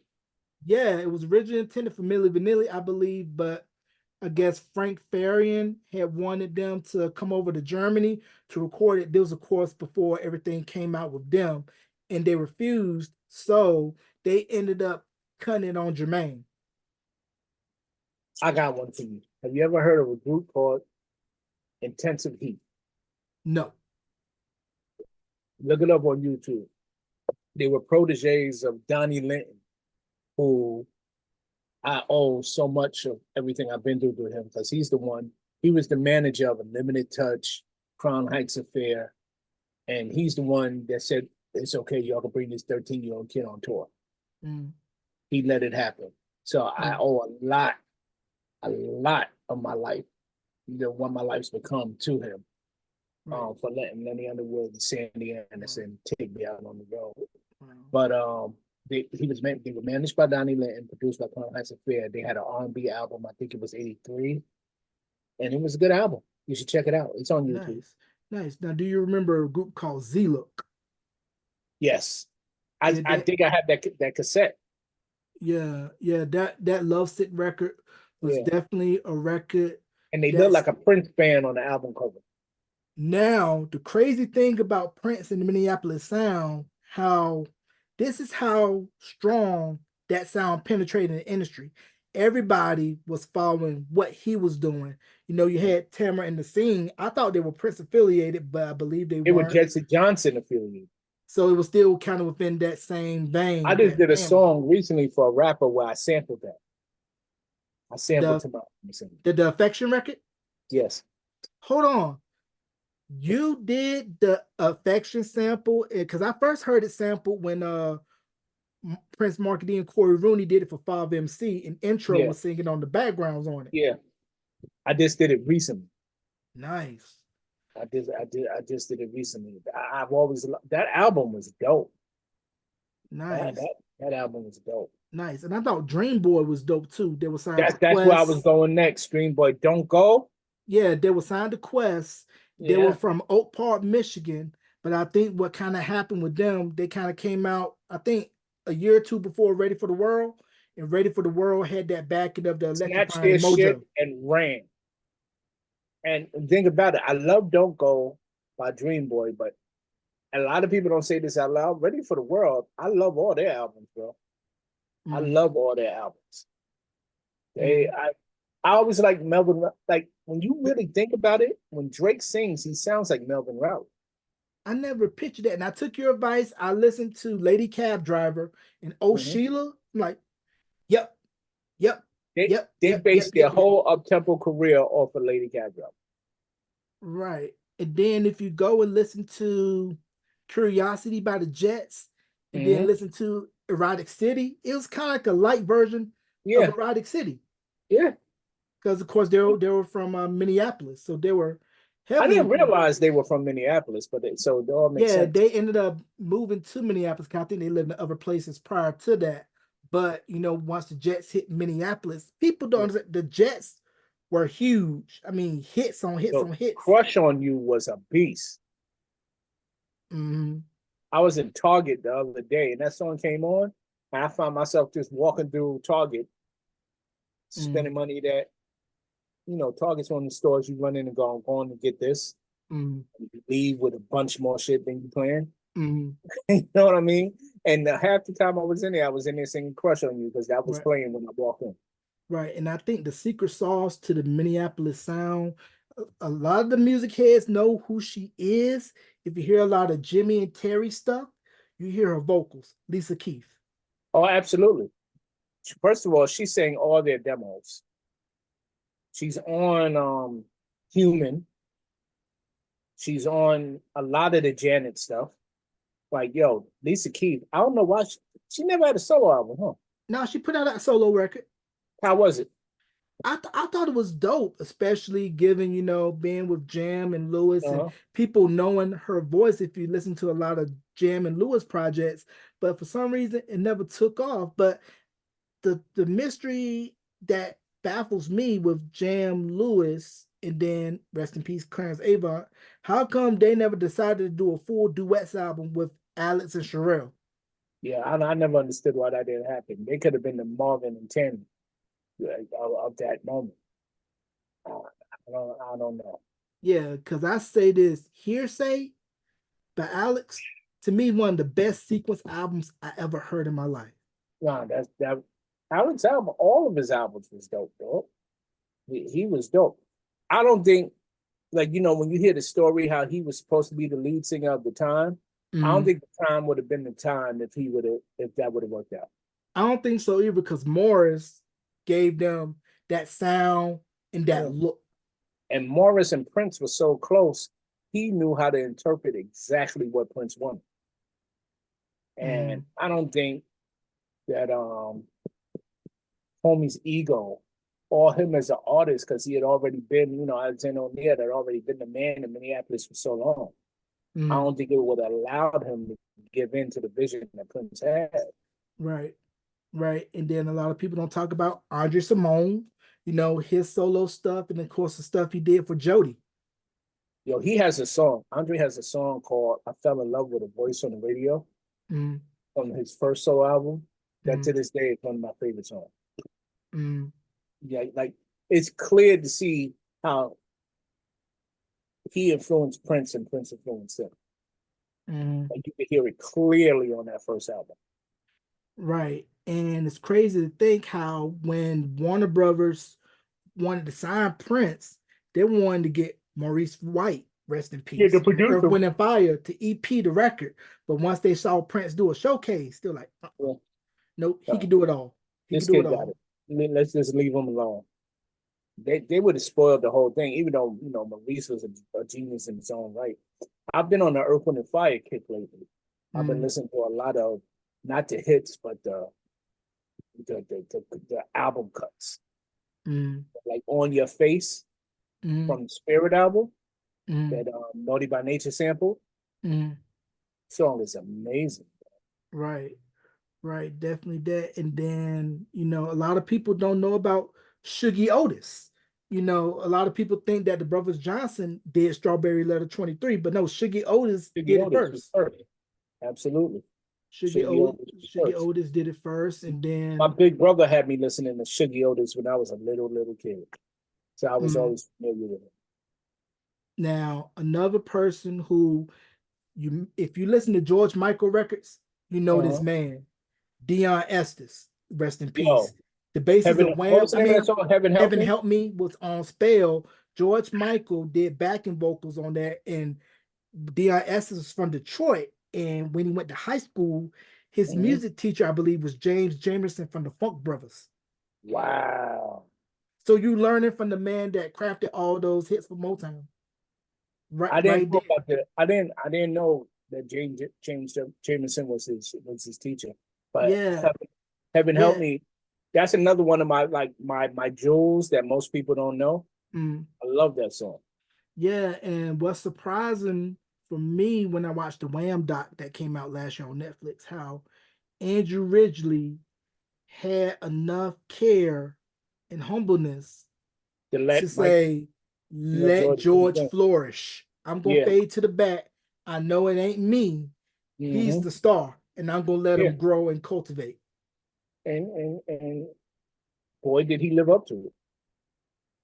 Yo, do you remember the moment when black people embraced George Michael? I think it probably was when Apollo did that special in '85.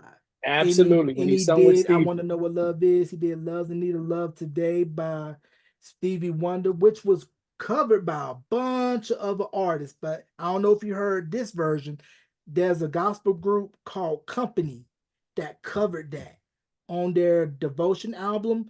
And Uh-huh. one of the members of the group is Donald Lawrence. Really? Yep.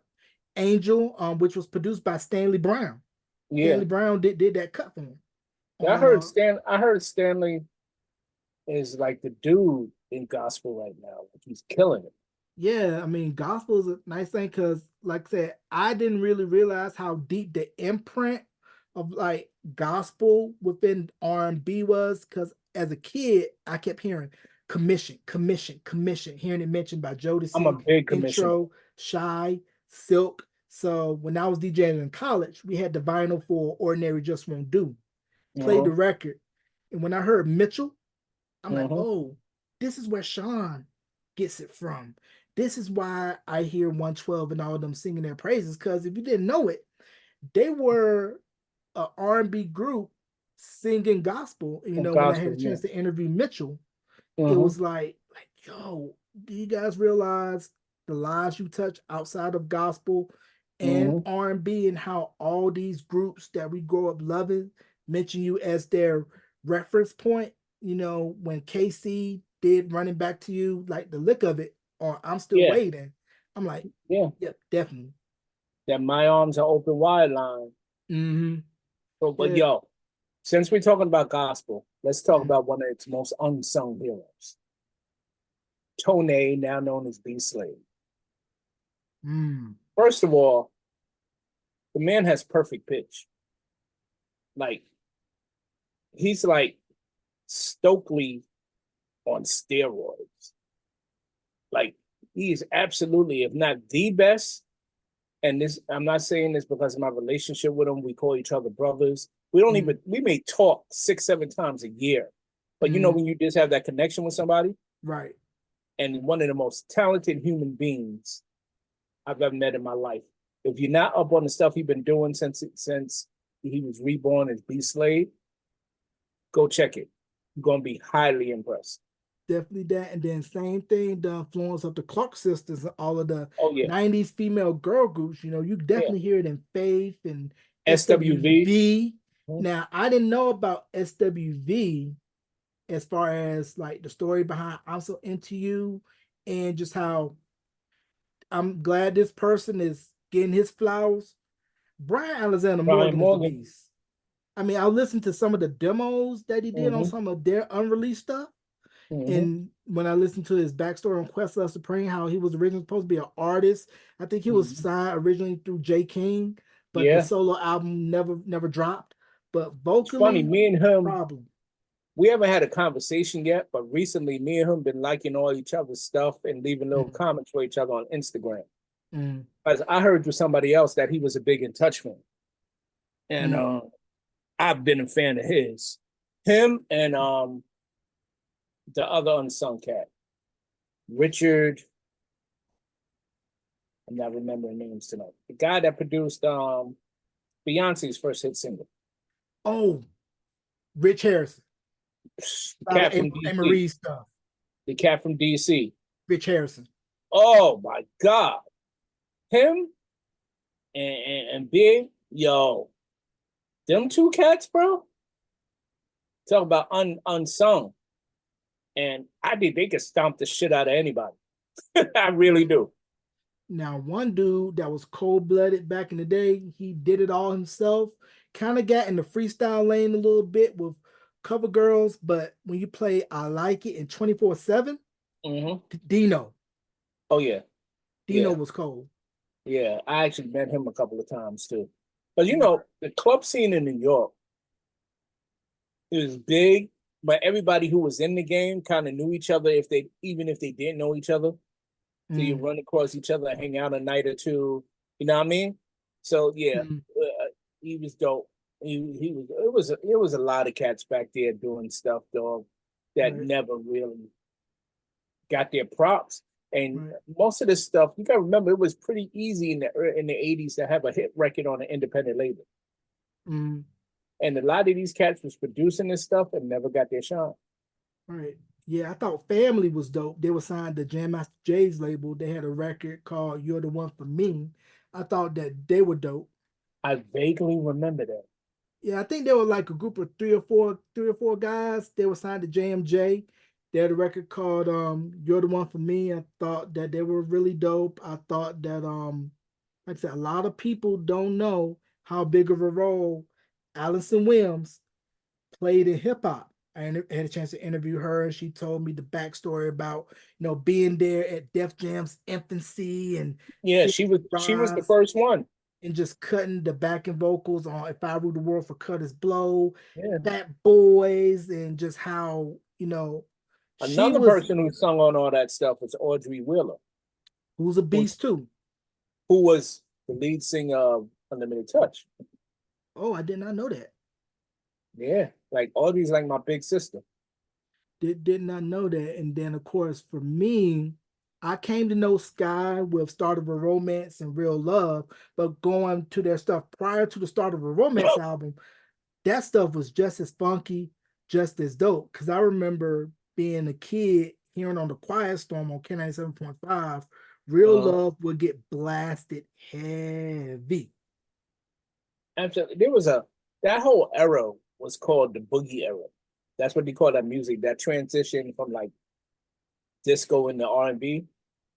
And Mm. one of the leaders of that was Leroy Burgess. Are you familiar with that name?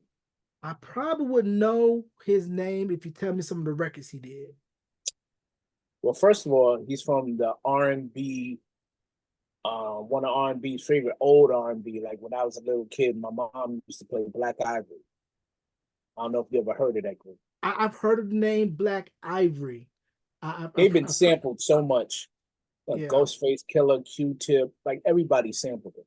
But Mm, they were, when singing groups, Blue Magic and all that, they were part of mm, that era. And then he okay. went on, he was with the Lean Brothers, and they had a big hit called Release Yourself. Release Yes, yourself. yeah, that's Leroy Burgess singing it.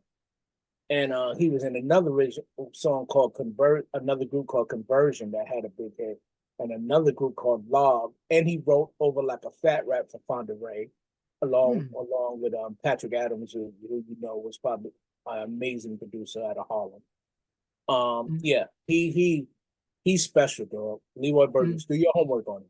Now I with think you'll Fonda appreciate it. Ray, the Over Like a Fat Rat record, was that before Touch Me All Night Long? Yeah, over like a fat rat, I believe was our first single. Yeah, because like I said, I didn't know that Touch Me All Night Long, the Kathy Dennis version, was a cover. Because Yeah, I first heard the original on Nightmare on Elm Street Part 2, and I was like, hold on, is that the Kathy Dennis record? And then I looked like, oh, she covered it. And it's funny how you mentioned the boogie era and how that whole sound with, Howard Johnson, Evelyn Champagne King, D Plain Love, Train, D Plain Love by Train. Jeffrey Osborne. All of Mm, those was from that era. But the mm, boogie era was really like a East Coast thriving thing. mm, There were so many independent records, and they right. weren't quite full. It was like a middle ground between disco and R&B. You know what I mean? Mm. And a lot of dope records came out of that era, brother.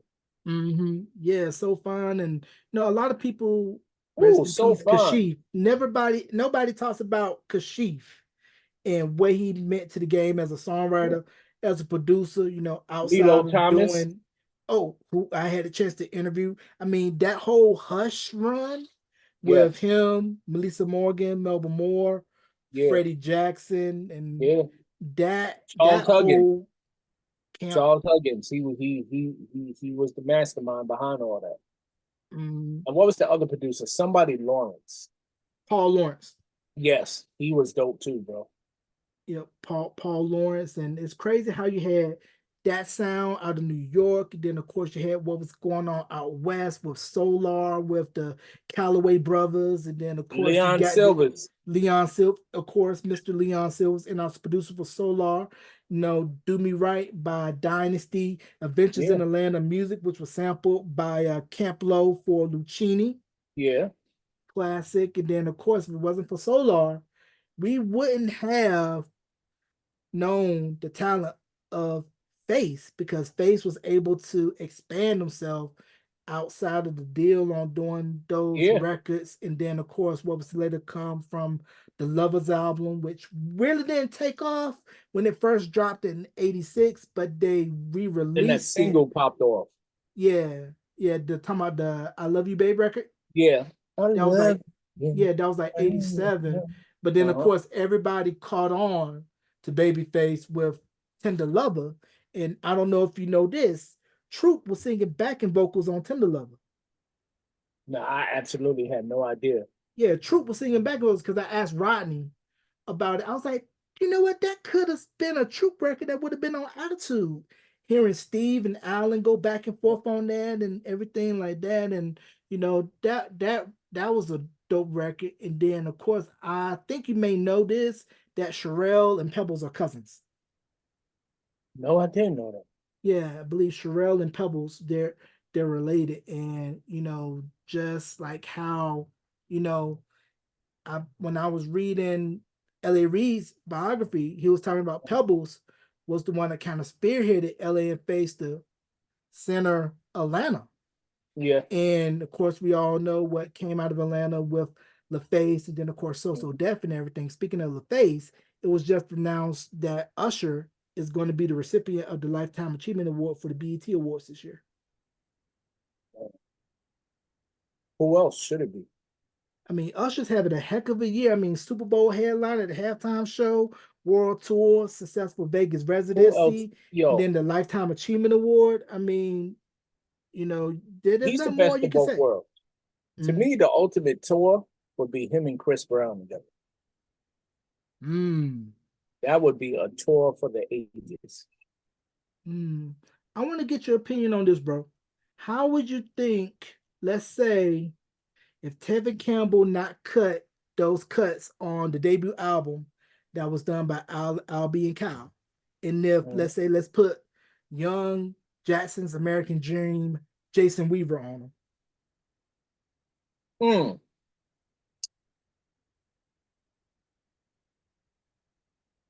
I think Tevin is all in all a better singer than Jason.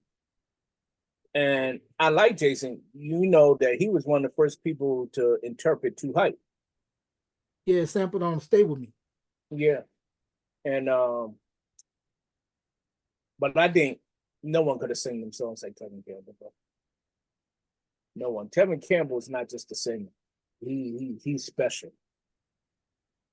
Because I put him, Michael Jackson, best child singer I've ever heard. Tevin is right there. And the writer Michael Walden, who we mentioned earlier, did Tell Me What You Want Me to Do for Tevin. Yeah, yeah. Like that's another producer who's been mega hits, not just hits, mega hits, but people don't talk about him when they talk about some of the best producers through the decades. Man. Come on, Aretha Franklin, Whitney. I can't even think of everybody right now. But I saw an interview with him. He was on Questlove's podcast. And they started just talking about some of the stuff he's done. And not to mention his solo album, Dance of Life, that album is insane. Like I've actually sampled off of there. It's quiet, it's kept. But it's crazy. Right. Now, the one album that I felt would have blown up had it would have been on a different label, but it was on the wrong label because this label was known primarily for rock and pop and not urban. Joe's debut album, Everything. Oh, yeah. Joe's debut album is my favorite album by him. I didn't know who he was. And he used to be a club in New York called Sweetwaters, which was like the in club to break new acts. That's the club where Clive Davis discovered Whitney, had the showcase. Yes. I was in there one night. I think I was with Marky D and Chris Williams was there, Tuffy was there. We were all in there together. And Brian McKnight just jumped up on the stage and did a song or two. And then Joe came on and tore that place down. That first album by Joe is to this day my favorite album by him. Did you know that Tell Me by Groove Theory was not originally done by them? No. Yeah, it was originally done by UK R&B group Rhythm and Bass. They did Tell Me first, and Rhythm and Bass gave us Wayne Hector, producer, songwriter. So if you listen to a lot of like British pop, like Westlife said, Swear It All Over Again, a lot of those records, Wayne Hector came from that group, and they had a New Jack Swing record around 92 called Roses, which was dope. And I felt had we would have paid attention to a lot of the UK urban acts back then, they probably would have had success in the States. But we don't talk about the Brit Soul era enough. Oh, no.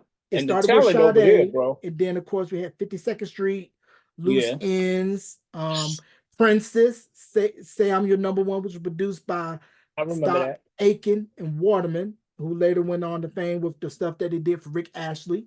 And there's another British act that brown skin girl. Oh, she had a record I love.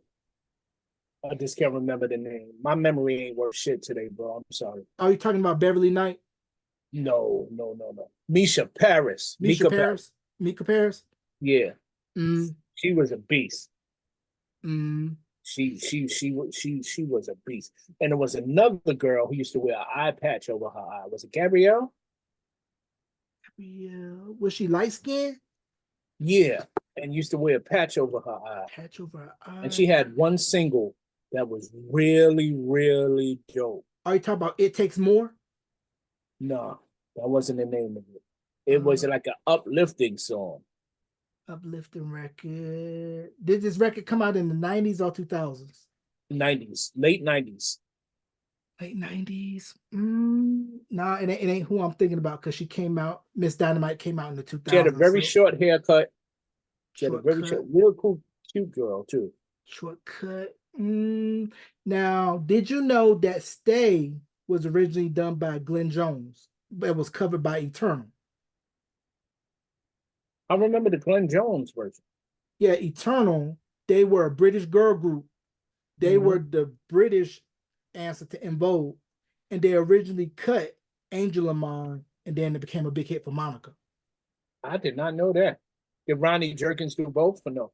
That I'm not sure who did Eternal's version, But nah, that was originally done by Eternal, and then later cut by Monica and became a worldwide hit for Monica. And did you know that All for One originally did Turn to You for the Space Jam soundtrack, but of course covered by Christina, became a big hit, and that they wanted to do a video for the Space Jam soundtrack, but Atlantic didn't think it had the pull to be a single. And then of course we saw what came after that once it became a hit for Christina. Really? Yo, And where are you finding all this stuff out of? in the hit. And did you know Blame It on the Rain for Milli Vanilli was written by Diane Warren? I absolutely did not know that. Now she wrote that for Milli Vanilli. Now, did you have a chance to see their documentary that came out? Yes, I did. What's your whole take? Because I have a different view of Milli Vanilli now, So do watching I. that documentary So and do I. just the fit, seeing the story and what they went through and how, you know, Frank Farian pretty much played them. Because I didn't know about Boney M Yeah. and how he pretty much pulled that same Hold up. stunt with I them. saw memes of Boney M Mm, before I knew who Boney M was. I don't know who this, I was like, I don't know who this funny dancing guy is, but I mm, love the memes that I would see online about it. mm, And then I found out who he was when I watched that documentary. mm. And man, listen, it's the same old story, man. And not to make it a race thing, but Right. our people have been, raped and pillaged in this game since the Mm, beginning, mm, and which is like even the little rapper dudes that I don't particularly a fan of their music. What I mm, do have a respect for mm, is their acumen for mm, business. You know what I mm, mean? They're about their money. They know what to own, and they're not selling themselves short. And you can't do anything but respect that. mm. No, Nah, you definitely can't do nothing more than that. Now, the one album I felt should have blown up, but for reasons or another, it didn't. I felt Tony Thompson's Sexational album should have been bigger. I don't think I ever heard that entire album. Dope album. Really? Tony's Produced. voice, rest in peace. Tony's Uh-huh. voice, I mean, oh my God. I Who mean, produced on the album? Do you remember? I know Devontae Swing did a couple of cuts on there. Al B, Kyle. I think Babyface did I Want to Love Like That, which was the lead single off of that Wow. album for Tony. So that album was under So they was spent money on that album. They wouldn't have got yeah, the cash for that yeah, album. because yeah, Tony was signed to Giant. He Okay. was yeah, so Giant was still kind of in that, heyday with, Color Me Bad, Jay. I Yeah. felt Good to Go should have blown up. I think had they would have came out maybe a year or two earlier, because Never Hmm. Satisfied dropped in 92. And Hiram Hicks was their manager. And I don't know if he was still managing BBD at the same time he Oh. was managing them. And then Uh-huh. of course this was before, Hiram, got I up used to with Drew hang out Hill. with Trevor from High Five. Because a lot of people don't realize he's from the Bronx. Yeah, because I didn't know about Tristan until we saw I mean the I Tristan, Like yeah. the Way video. Yeah. Because, originally in the Just Can't Handle It video, it was Tony, Yeah. Pooh, Yeah. Russell, Mac, and Toriano. Because Yeah. Toriano was on the debut album cover. And then he And had his Tristan took his situation. And place, then right? when Tristan came into the group, and then of course that's when I Like the Way dropped. And then of course Classic Cut produced by Teddy Riley, Bernard Bell, rest in peace, Oh, and hold Dave on. Way. I think I finally just remembered somebody that I got you on. Do you know the name Keno Watson? Nah, nah. He was signed to Columbia. I did a joint on his album called Cry No More, ballad. If you go on YouTube, you can find it. Keno Jermaine Watson. Dupri did a lot of the album too. Keno Watson. Was he a young Sing his cat? ass off. Young He was cat? from, huh? Young cat? Yeah, he was a young cat at the time. He was like 19. He was out of North Carolina. Okay, no, I never heard of this cat. Definitely gotta Keno check it out. Watson. Especially, since he's been from the home state, I gotta definitely check that out. Now, there was this kid group, Mhm. co-ed out of Philly. They I had a record, vaguely remember this. Teardrops. Why? This I, must be love. I vaguely remember. I definitely remember the name. Small I can't remember change. the song. I can't Small remember the change. song. You know what? Yep. You're gonna make me spend some time on YouTube tonight. Yes. Yeah. Small change. I thought they were very a dope group. I thought Real Seduction, another dope group. They I were a remember vocal real group stuff. out of New Orleans. They were on a couple of national TV spots for Levi's, for 10K Drink and Dr. Pepper and other stuff. So I thought that they were dope. But I don't know if you know this, and we're gonna end it on this. This is the music tidbit that you probably don't know. Case revealed on the R&B Money podcast interview he did with Tank and Jay Valentine Uh-huh. that there were two versions of Missing You. Uh-huh. So what Something about happened? his throat. What Something he had a sore throat when he did the vocals or something like that. that? But Uh-huh. originally it was on Joe's "My Name Is Joe" album. Really? But what happened was Kadar Massenberg didn't think that that record would work stateside, so Case cut it, and they came up with an agreement where Case couldn't release his version internationally, and Joe couldn't release his version in the States. So you only heard Joe's version on the international version of the My Name Is Joe album. And you Uh-huh. heard Case's version on the Missing Letter album, stateside. Is Joe's version on YouTube? It's on YouTube. I've heard it. To me, it sounds like a demo. Really? It sounds more like a demo version, and Case's version sound, very polished. Yo, can we shout out Tim and Bob since we're talking about that song? Yes, Tim and Bob. Now, I don't know if you know this. I had asked uh Brandon Akira from Mister. I was like, yo, what's up with y'all? I heard y'all had a sophomore album, but it ended up getting shelved. And he said Tim and Bob, they had a whole sophomore record ready for Mister. But I guess this was right around the time when East West folded and the album got shelved. Oh, okay. Yeah, because It Mister happens. was signed to East I did West. a whole album. As a matter of fact, I'm going to email you this album. I did an album on a group called Battle out of Chicago. And these all church boys out of the west side of Chicago. And when I tell you these boys sing their face off, I guess I did this album with them in '96. Mm, And I was partners with Lazy Legs, who was managing executive producer for MOP. mm, And me and who were partners, I had a label deal with Relativity Sony. mm. And I did an album on them, and Relativity was getting ready to fold. No, they signed H-Town. H-Town, you remember when H-Town went to Relativity? Mm. And they shelved these kids out because I did like D'Angelo came out and was killing the shit. I said, what happened if D'Angelo was a group? And I did that kind of album. Wow. So I'm going to send it to you before the weekend is out. I want to sing you the whole album. Dope. And I don't know if you know this as well. I not interviewed, but I hope they interview him. But Quest of Supreme interviewed Dallas Austin, and he said most of the cuts on the Kool Herc Harmony album were just demos. He Yeah, I played them know. for Gerald Busby, and Gerald was like, "Nah, Don't touch him. don't touch him. Put Yeah. them out as is." To me, I feel like Kool Herc Harmony was their favorite album, my favorite Boyz II Men album. It's kind of Mine like was the second one. it's kind of like when you look at Kool Herc Harmony and Two, it's like their version of Thriller and Off the Wall. Kool Herc Harmony was like That's their a Off good the comparison. Wall, and Thriller was The Two shiny. for Boyz II Men. But Boyz II Yeah. Men, I think when looking at interviews with Michael Bivins, he had said when Motown Philly initially dropped, it was a slow burn for Boyz II Men. The turn didn't come until End of the Road, and how he had to trick Gerald Busby into playing End of the Road and liking it because Boyz II Men wanted to get out of that being a ballad group.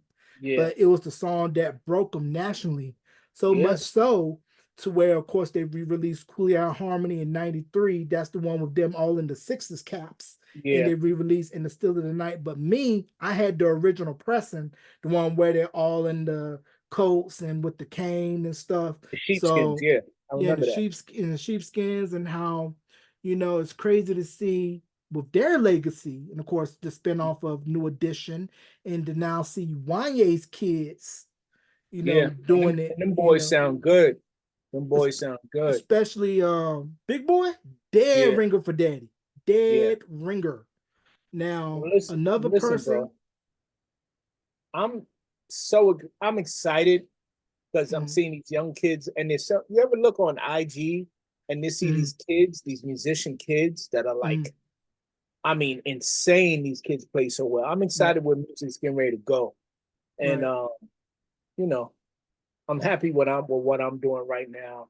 You know, Right. this house thing is really, I ha none of this shit is worth it, bro, if you ain't having fun. Mm. You know what I mean? No, it's not. No, And it's not. I'm really having fun, and it's building every record. The last one I put out, Ya Ya Ya, it still has a momentum growing, and Mm. I'm getting a quicker feedback off of Secrets, the early joints I let out. Um, I'm excited where it's going, man. And A dope record, which drops June 7th. Like I said, it's yeah, June for all 7th. the house heads. And I want to get your opinion on this, on why didn't this happen, and why didn't this person you think then become a bigger solo artist? How come you think Milestone was a one-off because they only did the I Care About You for Soul Food? Mm-hmm. And how come you think Kavon Edmonds didn't blow up vocally like he should have? Because Kavon Edmonds, Was a vocally, beast. problem. Beast. Problem. I have no idea, man. I think, some shit, that got all kind of stories and roads behind it that we'll just never know. Mm. We'll just never know. I thought they should have stayed together and did a milestone album. That's that.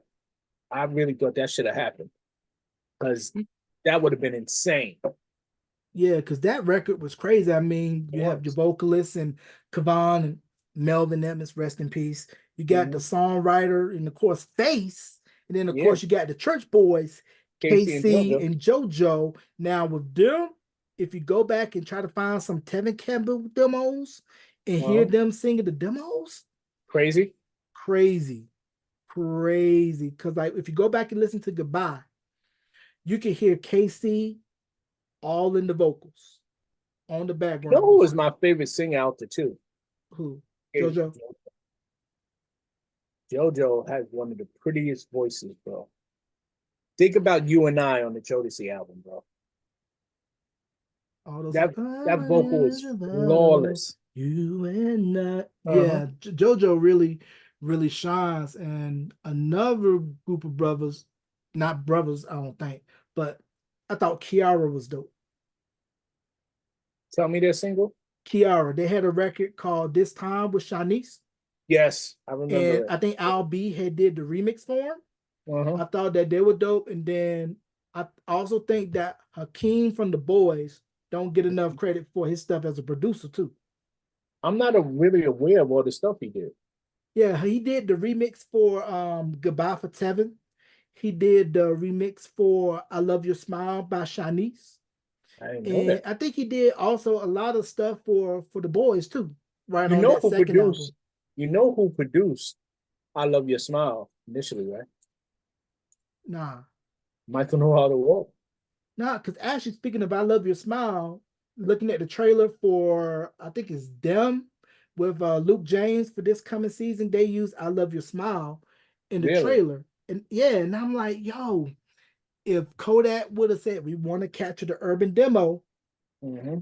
we're going to use that record. And also with that time frame, it's good to see Tracy Spencer back out doing her thing because Yeah. she was a problem vocally too, still is a problem We did some vocally. shows with her. I remember Okay. doing a show with her in Kansas City. She Mm, she she was good. yeah, She was good. yeah. Tracy Spencer Uh, do was you dope. remember Nikki Richards? She was signed to Atlantic, Nikki Richards, and then Nikki she ended Richards, up she ended up being like the head of Madonna's background singer.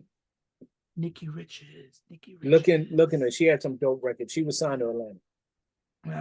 Tanya Blunt, I thought was dope too as a solo artist. So, Oh, but it's good dog. to see what she's doing right now in the country space. Yeah. And she got some house records too. Her and Sherry Dennis. Okay, They yeah. both got house records with like Terry Hunter and them dudes. Yeah, but to think how like with Sister Act 2, the talent out of there with Lauren, Yeah. Tanya, and then of course Mm-hmm. Ryan Toby, who later went on to form City High. Yeah, absolutely. See, that City High album was crazy. And that girl in the group was beautiful. Oh yeah, Claudette. Wasn't that album produced by Wyclef. primarily by Wyclef, or was Salam Remy involved in that project at all? Do you know? I don't know how much Salam was in. I 'Cause wouldn't that be was shocked. because that was a Booger Basement project, right? Yeah. It was Wyclef's group. Mm. That I And if, know. yeah, and if it wasn't for Clef, Mm-hmm. Destiny's Child wouldn't have had the success that they had because it was his remix for No No No I know that that made it propelled pop off. Destiny's Child to That another made it pop level. off. And then also Dwayne Wiggins, Tony had an early hand in Destiny's Child development You know who early was on. part of the development before Dwayne Wiggins? Who? Eric McCain, my partner in Touch. Oh, really? Do tell. I did not Yeah. know that he was He, a part of Destiny's Child's beginnings. yeah, he was working with them before Dwayne, and when they first sent them out to Dwayne, they sent Eric with them, and Eric and Dwayne worked on some of that stuff together. Mm.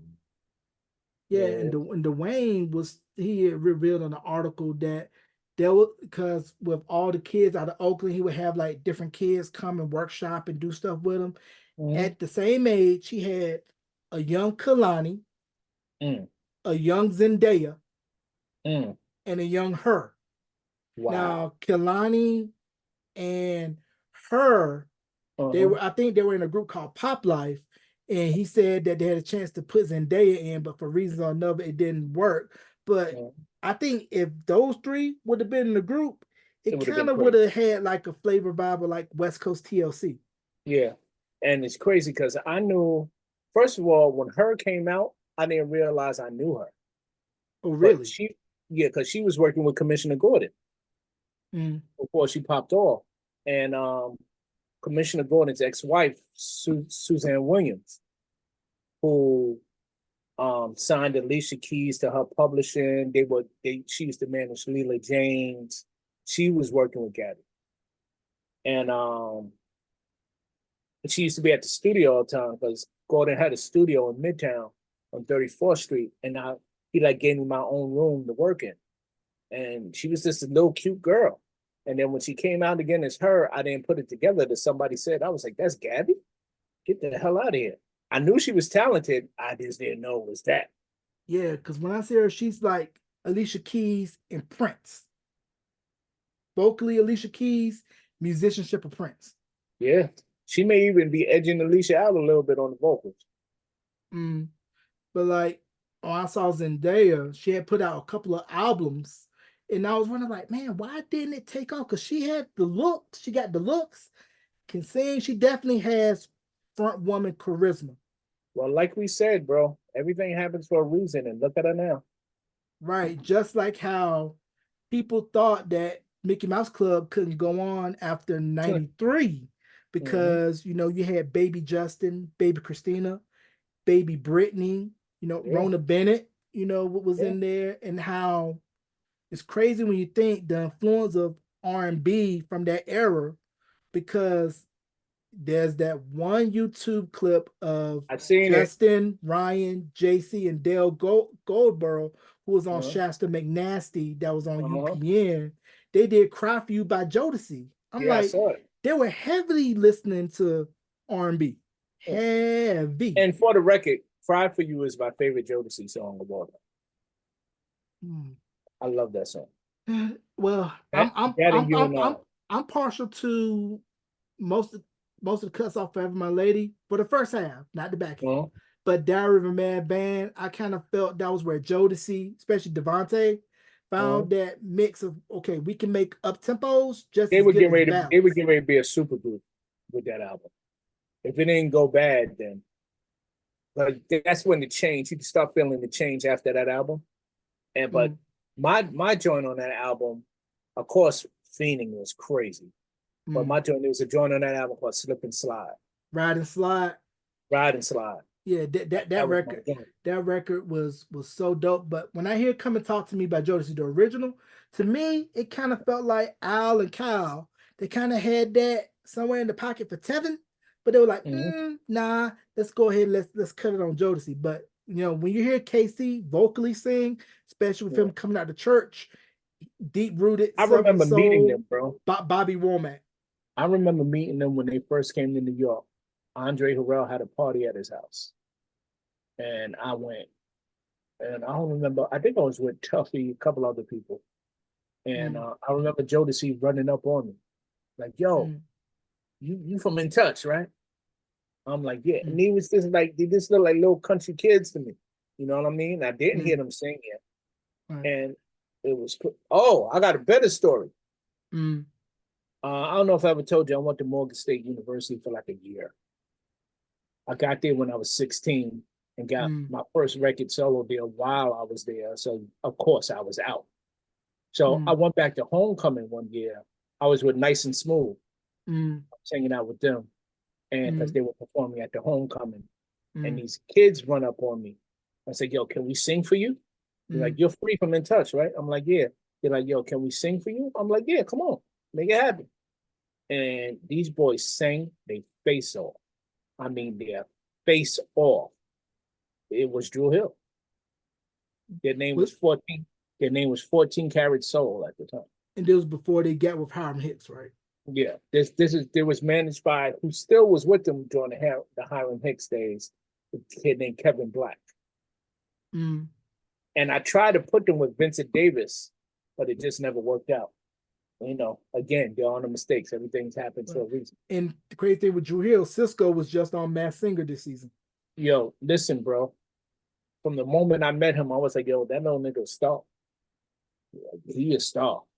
Like, I saw it. They sang for me in an empty hallway and backstage.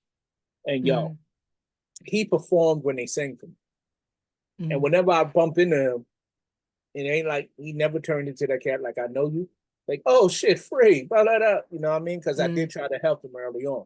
Right. So, you know. Right. So it's always a pleasure, man, us doing this. And you know, we could do this for like 4 or 5 hours. Yeah, we could definitely do that. Music nerds. And you got a new single dropping, Secrets, the Powder Room Mix, June 7th, available on all streaming platforms. Get it, dance out, vibe out, jack your body to it, do whatever you want to do to it. It's house music, it's love, it's free. Any shout outs you want to give, bro, before we conclude, and also plug the socials, bro. You understand? Definitely shout out to my kids, my family, Michael Chase, who runs MGM Distribution out of Sydney, Australia, who distributes all my stuff. Give a shout to my man who came in with me as executive producer on my project.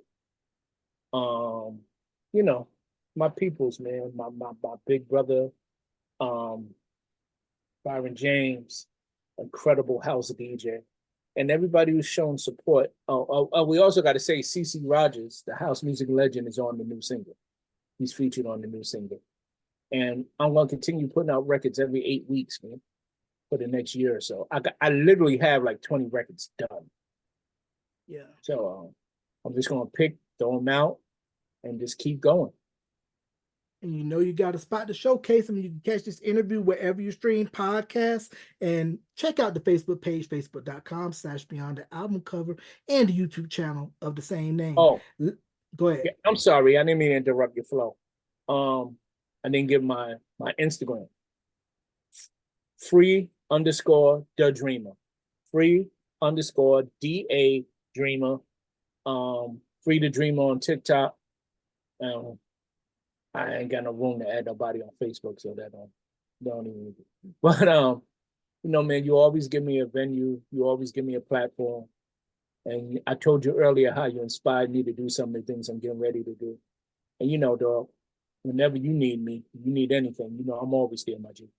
Yes, sir. So take 2 steps to the right to those socials, and you'll be over there all night or forever, because it's always too hype. I don't have no beeper, but you know I got to go. So, ladies and gentlemen, let's give a big round of applause. Big thank you to my bro, Free.